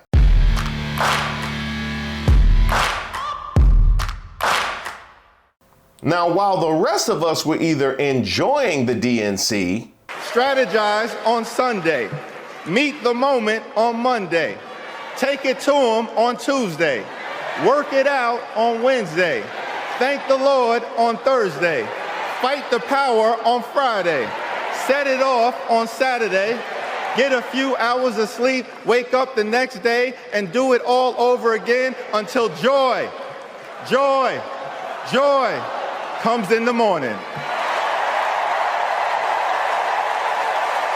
or ignoring the DNC. Among the MAGAs, a lack of education is common, leading to a limited understanding of the world around them. This undereducation fuels their reliance on misinformation and conspiracy theories as they struggle to differentiate fact from fiction in their environment. A few of us were spending quality time they'll never get back hate watching the DNC. Survivors of crime. No to way. remind them, no one should be able to fight alone. Dude, Kamala Harris will never be my president. Whoa! Now, I won't judge a hate watch. I've hate watched many things, including the RNC, this year's NBA Finals, and Carmen, a hip opera. The key is not letting the hate watch turn you into an awful human being. And yes, I recognize, Ann Coulter, that might be difficult. I recognize that might be, not that it would turn you into an awful human being, just you start out awful. So it's not going to help your condition. Enter Ann Coulter, who after watching a touching moment between Coach Tim Walz and his son. If you've never experienced the hell that is infertility, I guarantee you, you know somebody who has. And I can remember praying each night for a phone call. The pit in your stomach when the phone had rang, and the absolute agony when we heard the treatments hadn't worked. It took Gwen and I years, but we had access to fertility treatments. And when our daughter was born, we named her Hope. Hope, Gus, and Gwen, you are my entire world, and I love you.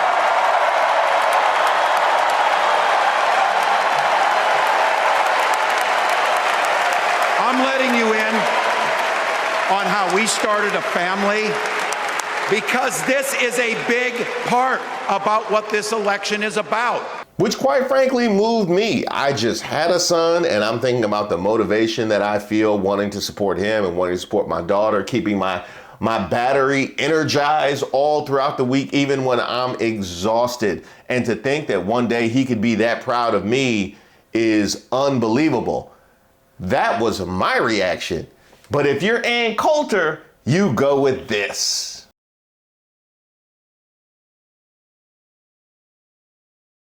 And sad as it is for our humanity, she was far from alone.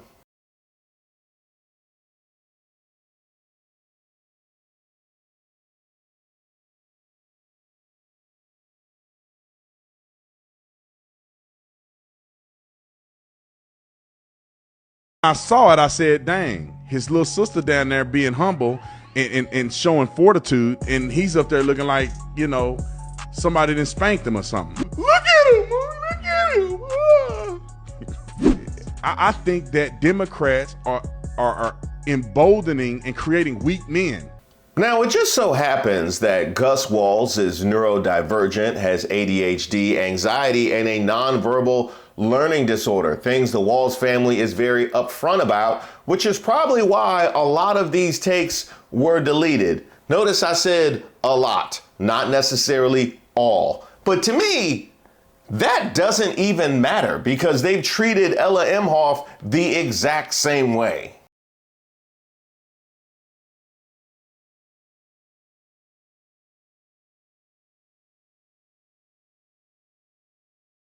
So no, I can't really give you the benefit of, oh no, I didn't know, when you still saw fit to take a shot at a child. That was the intention, whether or not he was neurodivergent or not. And to that, I just have to say, you just couldn't resist. You just couldn't resist being a terrible person. You knew exactly what you were doing, taking a shot at somebody who's sitting there just supporting his father, or in the case of Ella Emhoff, supporting her stepmother. You just can't resist being the absolute worst. Really, it's a MAGA hallmark, if we're being honest. It is a hallmark of MAGA. Now, I just wanted to break this down for you as somebody that approaches the political space from a comedic standpoint, the hierarchy of political family. You have family that are all up in the video like Diddy in the 90s. Yes, I'm talking about you, Eric Trump. I'm telling you, the country's going to reward Donald Trump. He was the best president this country's ever had. And Don Jr. I get it. My guys, who I stayed in touch with, many of them just dear friends, they're like, hey, dude, there's no way you would have gotten away with that. I go, I know. Luckily, I don't snort cocaine. Like, it's not my thing. The high interest rates combating the inflation has made home ownership almost impossible for many Americans. Now, they can get it. Punks jump up to get knocked down. They can get it 1,000%. But Barron, on the other hand, and Melania, they're kind of more or less just hangers on. Tiffany exists somewhere in the middle.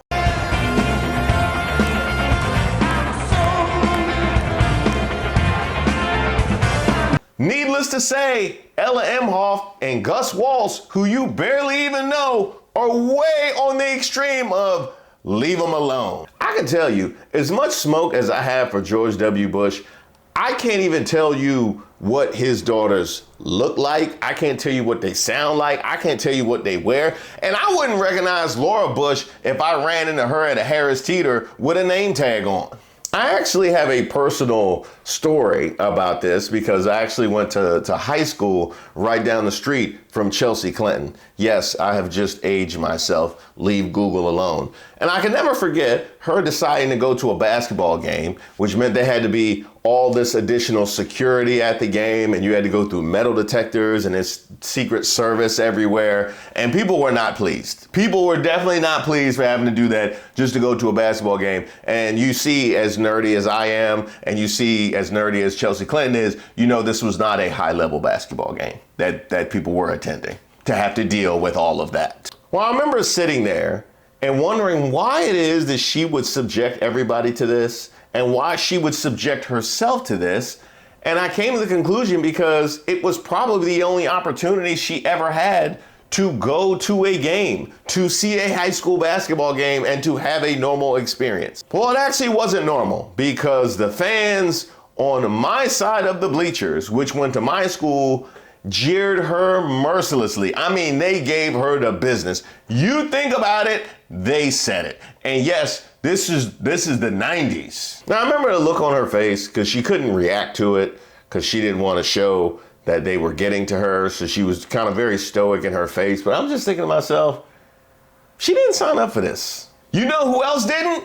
Gus Walz. Well, needless to say, the streets weren't having it. And if you come for Gus, you're going to have to see me. If you come for Gus, you're going to have to see me. I said if you're going to come for Gus, you're going to have to see me. Because I am still reveling in this beautiful display of affection that a son has for his father, which suggests how much affection and pouring and love there is that the father has for the son. And in a time when the red pill community, me man, me right movement is so high, we will not allow you to come and tear down and denigrate what genuine love and affection looks like. You know, the actual emotions that men themselves carry as well. The emotions that they too, we too, can display as well. If you come for Gus, you're going to have to see me. Because what I want to see is more of this. I want to see more affection between the father and his son, between the father and his daughter, between a man and his brother, between the daddy and the great-grandfather. I want to see more. I want to see more men standing in their power, doing the things they need to do, improving the community, going to work, providing for the family, being a safety and a sounding board for the family, while also being vulnerable enough to know that he can't do it alone and he needs the family to support him and help him and love him and cry on him and push him up and lean on him and push him to go forward and also tell him when to sit down. All of it! I want to see all of it. All of it. So let me say this before I skedaddle. If you come for Gus, you're going to have to see me. I feel like you could have been nastier. I'm reporting on the very last day of the Democratic National Convention here in Chicago, Illinois, and I feel like the entire week I've been very demure, very mindful, very cutesy, but ever since I saw Ann Coulter say this about Tim Walz's son who is disabled, I'm going to say fuck that shit. It's all out of the window. Man, fuck you, Ann. Don't nobody give a fuck about a woman who died 10 years ago and is decomposing and still dyes her hair with peroxide in the motherfucking sink. What the fuck do you know about raising children, okay? Childless monkey women for Trump. That's exactly what you are because you look like the Wicked Witch of the motherfucking West. They need to throw water on your ass and make you melt. We are tired of this shit. And as Michelle Obama said earlier this week, we're no longer going high when y'all go low. We're going to drag your bitch ass to hell where your unseasoned succubus ass belongs. Fuck you. 10. That was a perfect 10. That was a perfect 10. Matter of fact, I need to see the replay. I'm reporting on the very last day of the Democratic National Convention here in Chicago, Illinois, and I feel like the entire week I've been very demure, very mindful, very cutesy, but ever since I saw Ann Coulter say this about Tim Walz's son who is disabled, I'm going to say fuck that shit. It's all out of the window. Man, fuck you, Ann. Don't nobody give a fuck about a woman who died 10 years ago and is decomposing and still dyes her hair with peroxide in the motherfucking sink. What the fuck do you know about raising children, okay? Childless monkey women for Trump. That's exactly what you are because you look like the Wicked Witch of the motherfucking West. They need to throw water on your ass and make you melt. We are tired of this shit. And as Michelle Obama said earlier this week, we're no longer going high when y'all go low. We're going to drag your bitch ass to hell where your unseasoned succubus ass belongs. Fuck you. Now, we'll give Ann Coulter some credit. She made even your garden variety MAGA troll look good by comparison.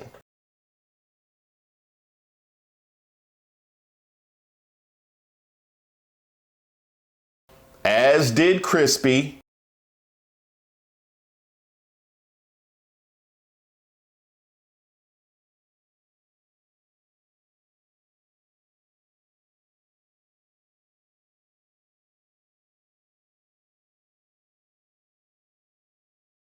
As did Collins.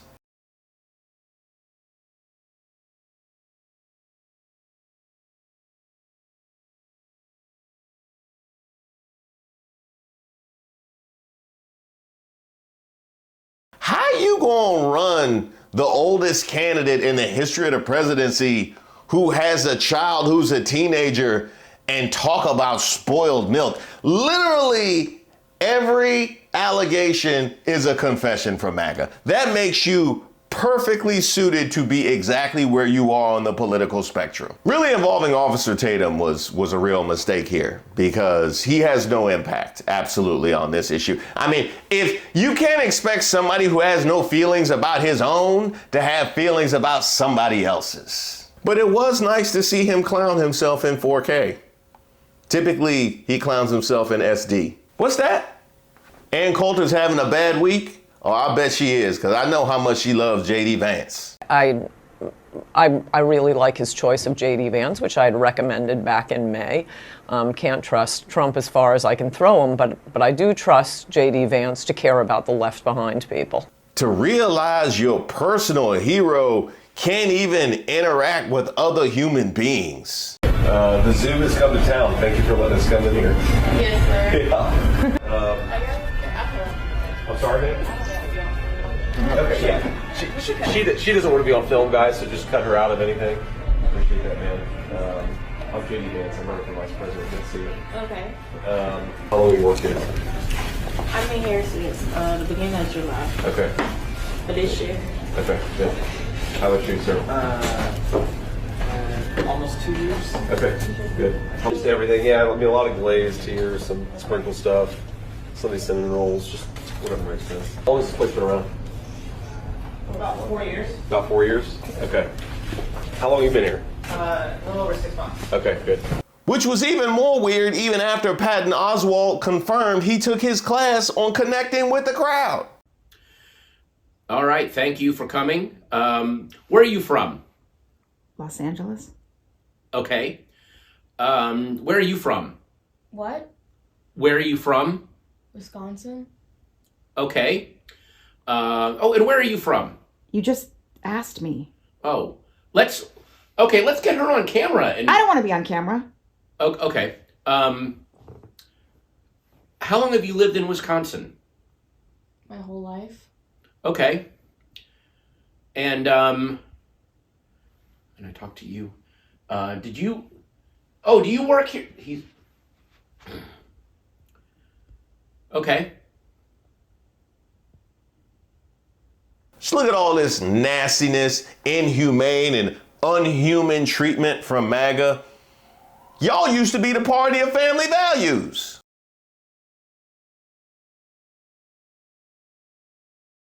And now look at you. Yo, I'm not gonna lie, the DNC is so fucking lit. Like, that shit was super popping last night. Like, DJ Cassidy killed it. Shout out to DJ Cassidy. Shout out to Lil Jon. Like, they had Lil Jon there. That shit was fire. But I was thinking, Kamala should have a new slogan. It should be, let's manipulate Americans into thinking that everything is all good and everything is just funny and laughs and jokes and like just cool ass music. Amber Rose, I thought we'd been through this. The GOP is not going to tip you. No, they don't want to go to the back room. GOP just here to have a beer. Go sit down somewhere and wait till your song comes on. Today's nominee, failed GOP presidential candidate Viven Ramaswamy.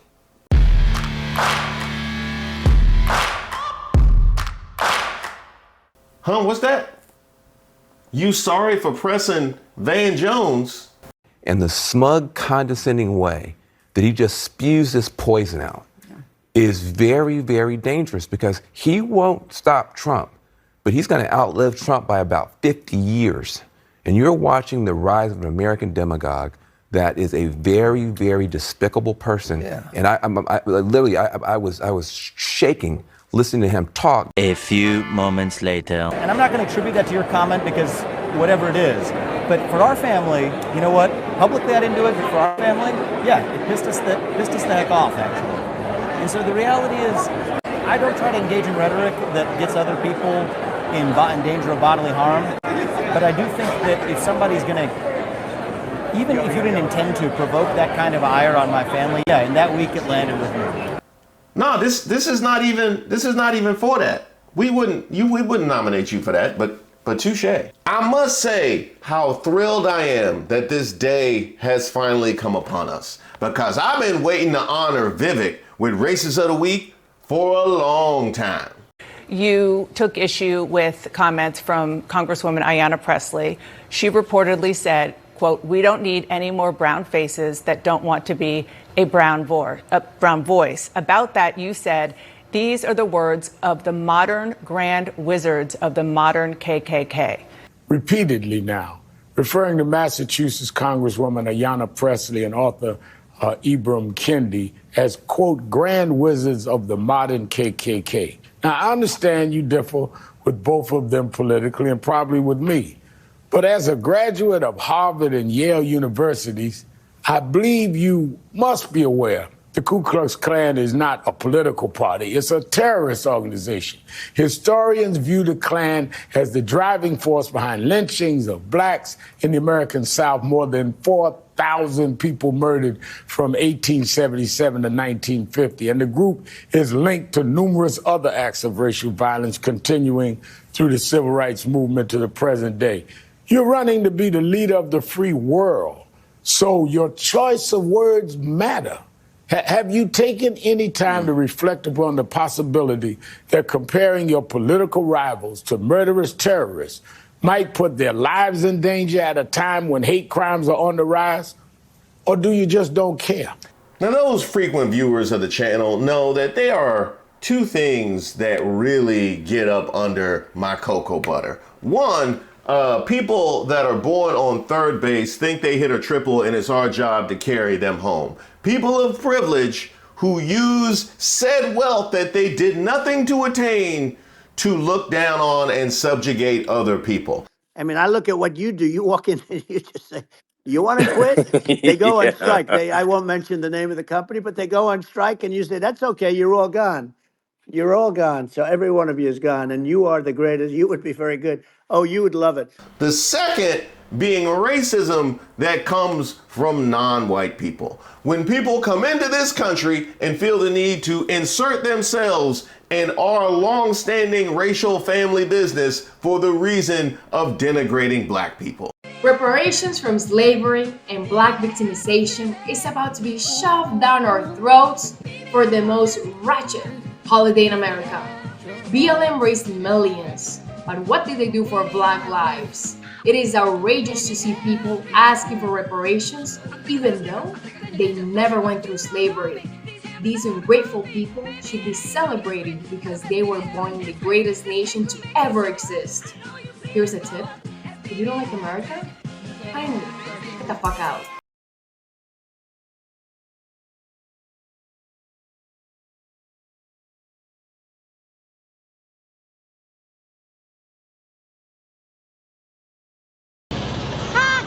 Which is something we've covered quite a bit here at Racist of the Week.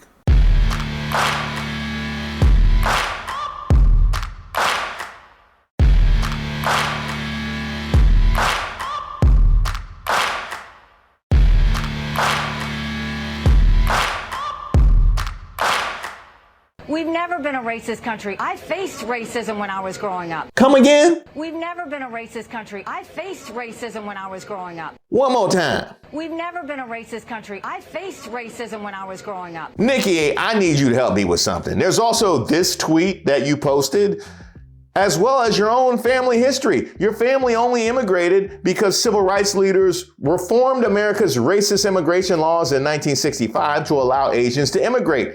Her father then taught at an HBCU. Then there's the existence and necessity for HBCUs in the first place, which could also refute your point. Oh, I get it now. Individual people can be racist, but America isn't racist. So those people who discriminated against you were lone wolves, and your family, those were also lone wolves. And black people unable to attend the PWI, lone wolves, the slave owning founding fathers, lone wolves, the Civil War, lone wolves, Jim Crow, lone wolves, Birth of a Nation, lone wolves, redlining, lone wolves, the Southern Strategy, lone wolves, the Indian Removal Act, lone wolves. That's a wolf pack you got there. You know what? We gonna need a name for this wolf pack. Let's call it Sam, Uncle Sam. Well, Vivek decided to give his thoughts on reparations, and he made sure this week would be his week. So here's my perspective. I was asked about this when I came to the south side of Chicago a year ago, and my position on this has not changed, is I'm against race-based reparations because I think it will create more division, what not about less. race-based discrimination that occurred in this country for Yeah, so let me just clarify one aspect. I think there was a time and place for it in the Reconstruction era. But today, when we actually bring back racial reparations, it actually causes greater discrimination, not more. I think we're seeing a wave, a rise in anti-black and I think other forms of racism in the country. But part of the reason I think we're seeing it is there's no better way to foster racial animus than to take something away from someone based on their skin color. So don't Have we give done black that in this people country? justice because it'll make other people upset. Well, because it's going to create more division and be self-defeating. I think it's actually going to set black Americans back because it will cause, but black Americans continue to live in that center. I want to move out of I want to move out of the middle of this. Yes, because I feel like so let me say this. Yeah. Ooh. You know what? Let's take these one at a time. I'm against race-based reparations. Okay, I'm gonna go ahead and stop us right there. You are against race-based reparations. What we gonna base it on hair color? Huh? We gonna base it on shoe size? I'm sorry. Was slavery race-based? No, it wasn't. It wasn't the black people. It was the people with high blood pressure. Yeah, everybody who had high blood pressure had to be enslaved. I think it was based on who was eating too much chicken. I'm against race-based reparations because I think it will create more division, not less. It would create more division. Wow, you are the greatest judge that a perpetrator could ever ask for. Hey, I'm sorry they stole your car, but no, we can't give it back because it would create division. They would get upset if we asked them to give the car back. So no, we can't. Do you think the theft of labor created division? Discrimination that occurred in this country for Yeah, so let me just clarify one aspect. I think there was a time and place for it in the Reconstruction era. But today, when we actually bring back racial reparations, it actually causes greater discrimination, not more. Ah, okay. So, Andrew Johnson would love that, who was the president who took over for Abraham Lincoln. So you successfully were able to wait us out. Hey, I know that we have no justification to not give reparations now. I'm just going to kick the can down the road till we can find some more arguments to how unwieldy it would become to give reparations. That way, we never have to give it. What's that? I owe you $20. There was a time and place to give you that $20, and that would have been when I got my check a week ago. But giving it to you now would just create more division in my household. I think we're seeing a wave, a rise in anti-black and I think other forms of racism in the country. Well, at least we can acknowledge that. In fact, I'm looking at some. I think we're seeing a wave, a rise in anti-black and I think other forms of racism in the country. But part of the reason I think we're seeing it is there's no better way to foster racial animus than to take something away from someone based on their skin color. Part of the reason we are seeing a rise in anti-black racism and racial animus is because of taking something away because of their skin color. What did we take away?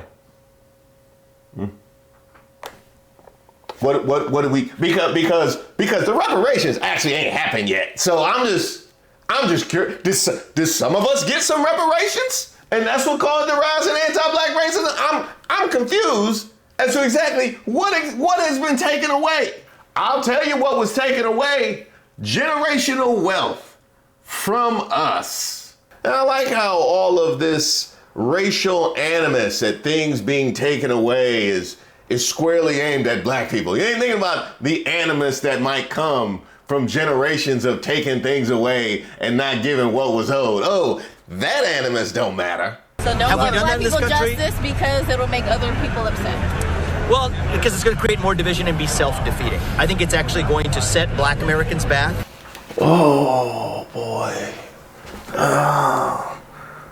Before I make decisions for myself and my people, I always ask Viven Ramaswamy. Yeah, I always ask Viven Ramaswamy, what is best for me? Because he knows what is best, not only for me, but for all black people. I don't know if y'all knew this, but black people, before we decide what is best for us, we ask Viven. Because it's going to create more division and be self-defeating. I think it's actually going to set black Americans back. That's funny, because when it comes to corporations having gifts bestowed upon them or not paying their fair share of taxes, the idea is always that would just trickle down to the rest of the people. Oh no, you don't have to worry about it. It's going to boost the economy. Funny how that doesn't work for black people though. Hold on, I just gotta send a quick email. I will not be paying my mortgage any longer because that would ultimately be self-defeating to the bank. Because it will cause, but black Americans continue to live in that zone. I want to move out of the middle of this. Yeah. He stood there for a long time, being in the frame for the reparations conversation. I can say that right now. He stood there much longer than I would have been able to. That's for sure. Now, one thing I have been doing recently is trying to put something positive at the end of Racist of the Week. And this week will be no different because I have such a litany of things to choose from. Here, I would like to give a shout out to Maxwell Frost, Congressman from Florida, and the first representative we've had in this country from Gen Z. You asked multiple questions. I did not ask him a question. You certainly did. You said, did you see this? Time has expired. Gentlelady's time's expired. Chair now recognizes Mr. Frost from Florida. Thank you, Mr. Chairman. Before I get into it, it's interesting to hear my colleague just now talk about disavowing white supremacists when in 2022, she spoke at an event led by white supremacist and white nationalist Nick Fuentes, and when asked about it, doubled down on it and said, we're going to focus on people, not labels. So get out of here with that damn hypocrisy. Who laid it down at the DNC and asked some questions that I myself have wanted answered. This election is about every drop of water that we consume and every breath we breathe. Fighting the climate crisis is patriotic. And unlike Donald Trump, our patriotism is more than some damn slogan on a hat. It's about actually giving a damn about the people who live in this country. Because when you love somebody, you want them to have clean air.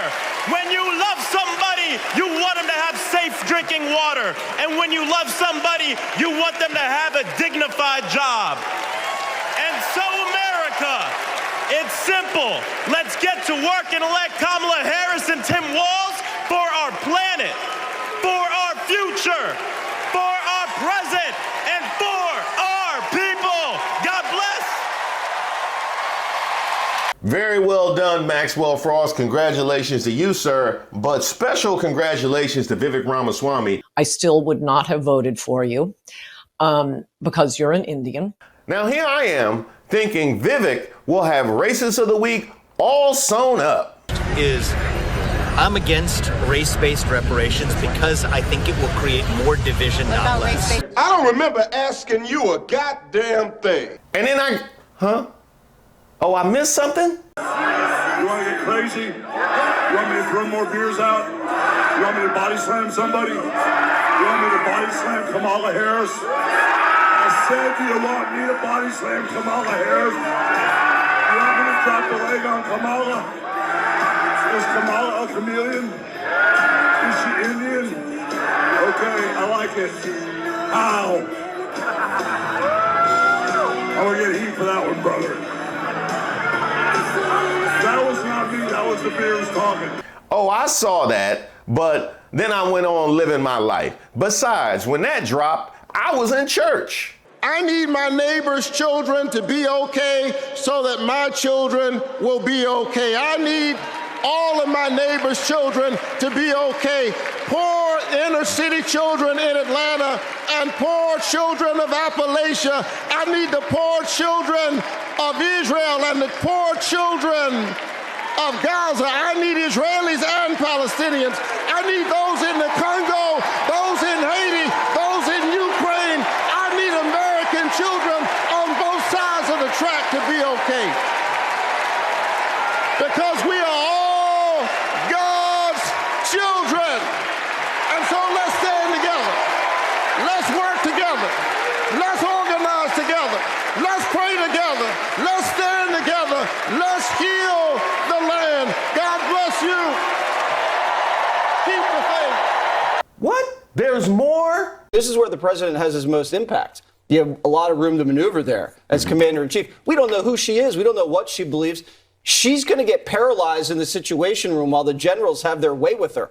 Right now, Jesse Waters. Jesse, I don't like that. Figurative. Well, see, technically, that is sexism. Technically, that would actually be a good candidate for my new video segment, Who Raised Y'all? Where I did the first one recently where I nominated Ann Coulter and really all of Maga.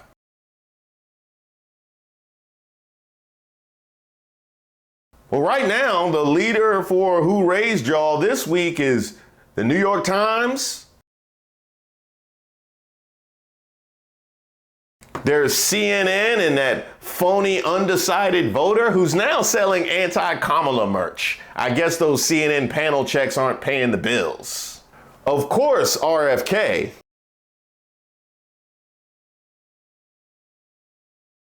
And there can never be an episode of Who Raised Y'all without Donald Trump.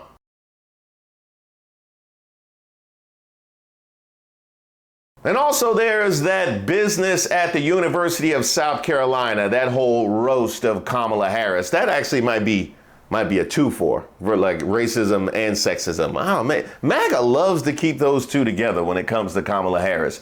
Here I am thinking Viven Ramaswamy will have Racist of the Week all sewn up in something called the National Federation of Republican Assemblies would like a word. Now, the NFRA has cited the infamous 1857 Dred Scott Supreme Court decision, which stated that enslaved people weren't citizens, to argue that Vice President Kamala Harris is ineligible to run for president according to the Constitution.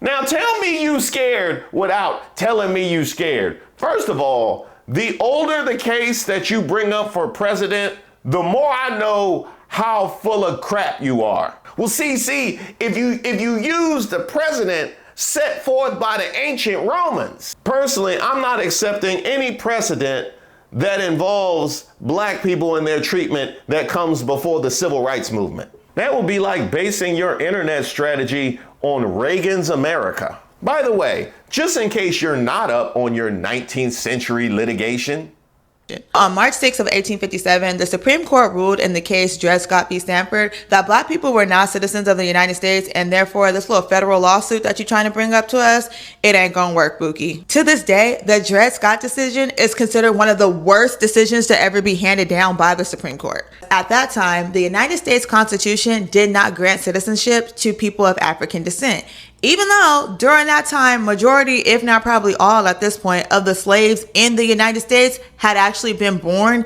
in the United States. So in this case, Dred Scott was a slave in Missouri, where at the time slavery was legal, and his owners had took him across state lines to Illinois and Wisconsin, right, where slavery was illegal at the time. So Dred Scott was like, I's free now, right, because I'm in a free state. So he took the case to the Supreme Court, and the Supreme Court was like, no, that's not how that works. Just because you in a free state don't mean you free, homie. Like, you still belong to them people over there. So now the NFRA is trying to use this decision to claim that Kamala Harris is not eligible to run for president because her parents were not born in the United States. The group also challenged the right of Viven Ramaswamy and Nikki Haley to appear on Republican primary ballots. And that's funny because I just addressed both their bootlicking in yesterday's Racist of the Week. The Republican group's platform and policy document noted that the constitutional qualifications of presidential eligibility states that no person except a natural-born citizen shall be eligible, or a citizen of the United States at the time of adoption of this Constitution shall be eligible to the office of president. The same document included former President Donald Trump's running mate, Ohio Senator J.D. Vance, on a list of preferred candidates for vice president. Yeah, I'm sure it did. I'm enjoying a leisurely stroll in the park as a human does, and I thought I would interact with some other humans that I come across. Here comes one now. Hello, I'm J.D. Vance. I'm running for vice president. Hi, it's nice to meet you. So how long have you been walking for? Today or in general? Okay, good. Wait.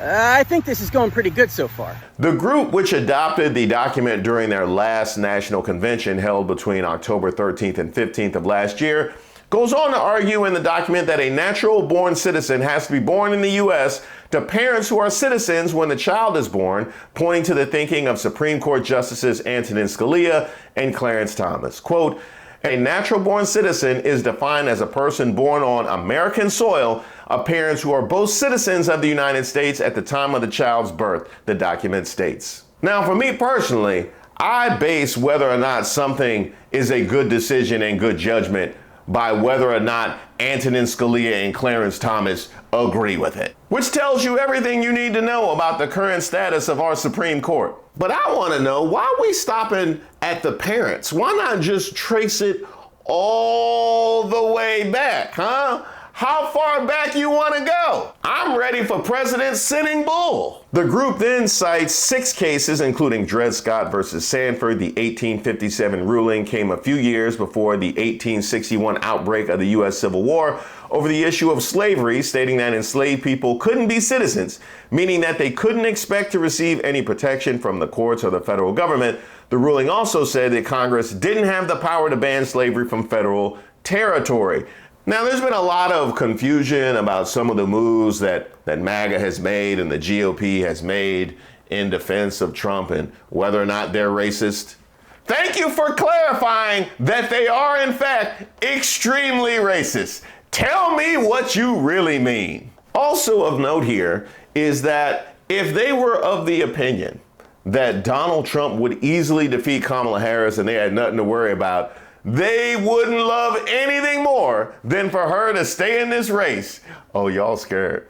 Y'all scared. The NFRA's platform document argued that several states, candidates, and major political parties have ignored this fundamental presidential qualification, including candidates Nikki Haley, Viven Ramaswamy, and Kamala Harris, whose parents were non-American citizens at the time of their birth. The NFRA endorsed Trump during their October convention. The group's president, Alex Johnson, said in a statement to The Independent that the media suggestion that referencing a court case in a 30-plus page document equates to endorsing every aspect of the case is inherently dishonest and misleading. Well, if you didn't want people to be misled, if you didn't want people to take that out of context and be dishonest, don't reference the Dred Scott case! We firmly believe that faux Democrat Ms. Harris should never hold office for any of the many reasons people choose to highlight, including her party's tactics on dividing people by race and class, which mirror those that have led nations like Venezuela, Cuba, and North Korea into totalitarian regimes, he claimed.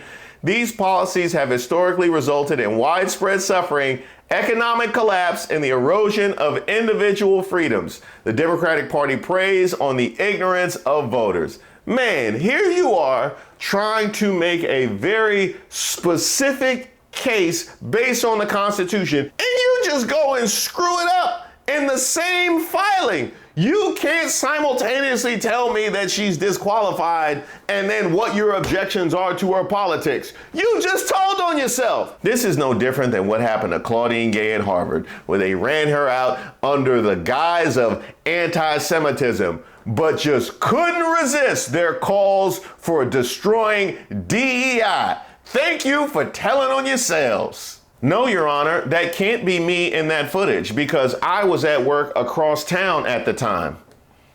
And also, he hit me first. Both Haley and Ramaswamy appeared on Republican primary ballots. Former President Ronald Reagan was a member of the now 90-year-old organization. I would also like to add one-time members including H.W. Bush, Kellyanne Conway, and Ted Cruz. I know it sounds like the worst cocktail party ever conceived. Now, here's the fun part. Remember what I said about how far back you want to go with this whole thing? The NFRA's interpretation of the Constitution would have made several U.S. presidents ineligible to hold office, including George Washington, John Adams, Thomas Jefferson, and James Madison. Their parents were born in what was then the British colonies and what would later become the United States, meaning that those commanders-in-chief wouldn't meet the strict standards of the NFRA. Well, no, see, because that's different. That's different because white people are citizens of the world. Okay, so we are citizens of the world, which means everywhere we go, we just automatically grant citizenship. So even though their parents were born in the U.S. colonies, they get grandfathered in citizenship of what then became the United States due to the World Citizenship Statute of Whiteness. The U.S. Archive states on its site, the Scott v. Sanford ruling is considered by many legal scholars to be the worst ever rendered by the Supreme Court. It also notes that the decision was overturned by the 13th and 14th Amendments, which abolished slavery and stated that all people born in the U.S. are citizens. How bad your ruling gotta be to be overturned by not one, but two constitutional amendments? That is like the constitutional equivalent of a RICO. Hey, is that Levert the bass man? Hey, what's happening? Hey, good morning. Remember when I said this to you back in 22? In an attempt to weaken the power of the black vote, politicians in the state of Louisiana and Alabama are headed to the Supreme Court in order to redefine blackness and who can be black. That's right, in 2022, white men are going to the Supreme Court to decide on who can be black in this country. And then I said this. And if Brown is overturned and enslavement as punishment for crime is not written out of state laws, then all that takes us back to Scott v. Sanford, where the Supreme Court ruled that the Constitution does not apply to black people free or enslaved, and that the Negro has no rights that the white man is bound to respect. And remember, historically, Negro did not just simply mean black people. It also included indigenous people as well. Well, yesterday, August 25th, 2024, the Republican Party came out with this. Kamala Harris can't be president of the United States of America because black people aren't considered citizens under the Constitution. That's right. The National Federation of Republican Assemblies has cited the infamous 1857 Dred Scott Supreme Court decision, which stated enslaved black people weren't considered citizens. And they did this to prove that Kamala Harris can't be president of the United States. And this is the paperwork they filed to do it. They just didn't attack Kamala Harris. They also said the same thing about Nikki Haley and Viven Ramaswamy. Cue the music. I never thought the leopards would eat my face. Oh, I never thought the leopards would eat my face. But they are! Every non-white person who supports the Republican Party supports a party who believes you shouldn't even be a citizen of this country. Black Republicans, especially you, and I see you all over the country, doctors, lawyers, nurses, friends, ex-cons. You're supporting a party who doesn't even think you should be a citizen of this country. How dare you? And you sit there proud chanting, "Make America great again," and let's take America back to when it was great. They're talking about taking America back to the 1850s. That's where you want to go? That's where you want to be. So remember what you're voting for this coming November. You're voting for or against the re-enslavement of non-white people. That's what's on the ballot in 2024. And all this after Tim Scott told us racism was over. Evolution of the Southern heart that we see on display. And we Southerners get so little credit for the progress we've made. The whole notion of judging a person on the content of their character, not the color of their skin, has happened. It's not going to happen. It's not around the corner. It's in the rearview mirror. We are living Reverend Dr. Martin Luther King Jr.'s dream. Somebody told a lie one day. Do you think this is going to be enough to bring all of our black conservatives back home? Are they even welcome back home? I know, right? Y'all let me know in the comments. But for you black Republicans, you have 24 hours to respond. And no, needing to hit the Black Maga store is not a valid excuse. But because of what happened in the Garden of Eden, there will never be an elected woman, whether she's black or white, that would occupy the White House that God would ever stand behind. He knows that he was chosen. He's our David. Okay, so there you have it. All that happened in just the month of August. Lord help us. But somebody has to take home this trophy. So check out my post on the community page and vote for your favorite or your least favorite. Whoever had you closest to turning the video off, vote for that person. Sincere thanks to everybody who's reached out to me and submitted suggestions for videos. Keep them coming. I take submissions for ideas for a video, suggestions for Racist of the Week. If you have something that just troubles you, or you just want to send me a note, because I love getting those notes, go ahead and shoot me an email at reese@reesewaters.com. I also have a newsletter that I send out periodically, so you'll be receiving that as well. You can also sign up on my website, reesewaters.com.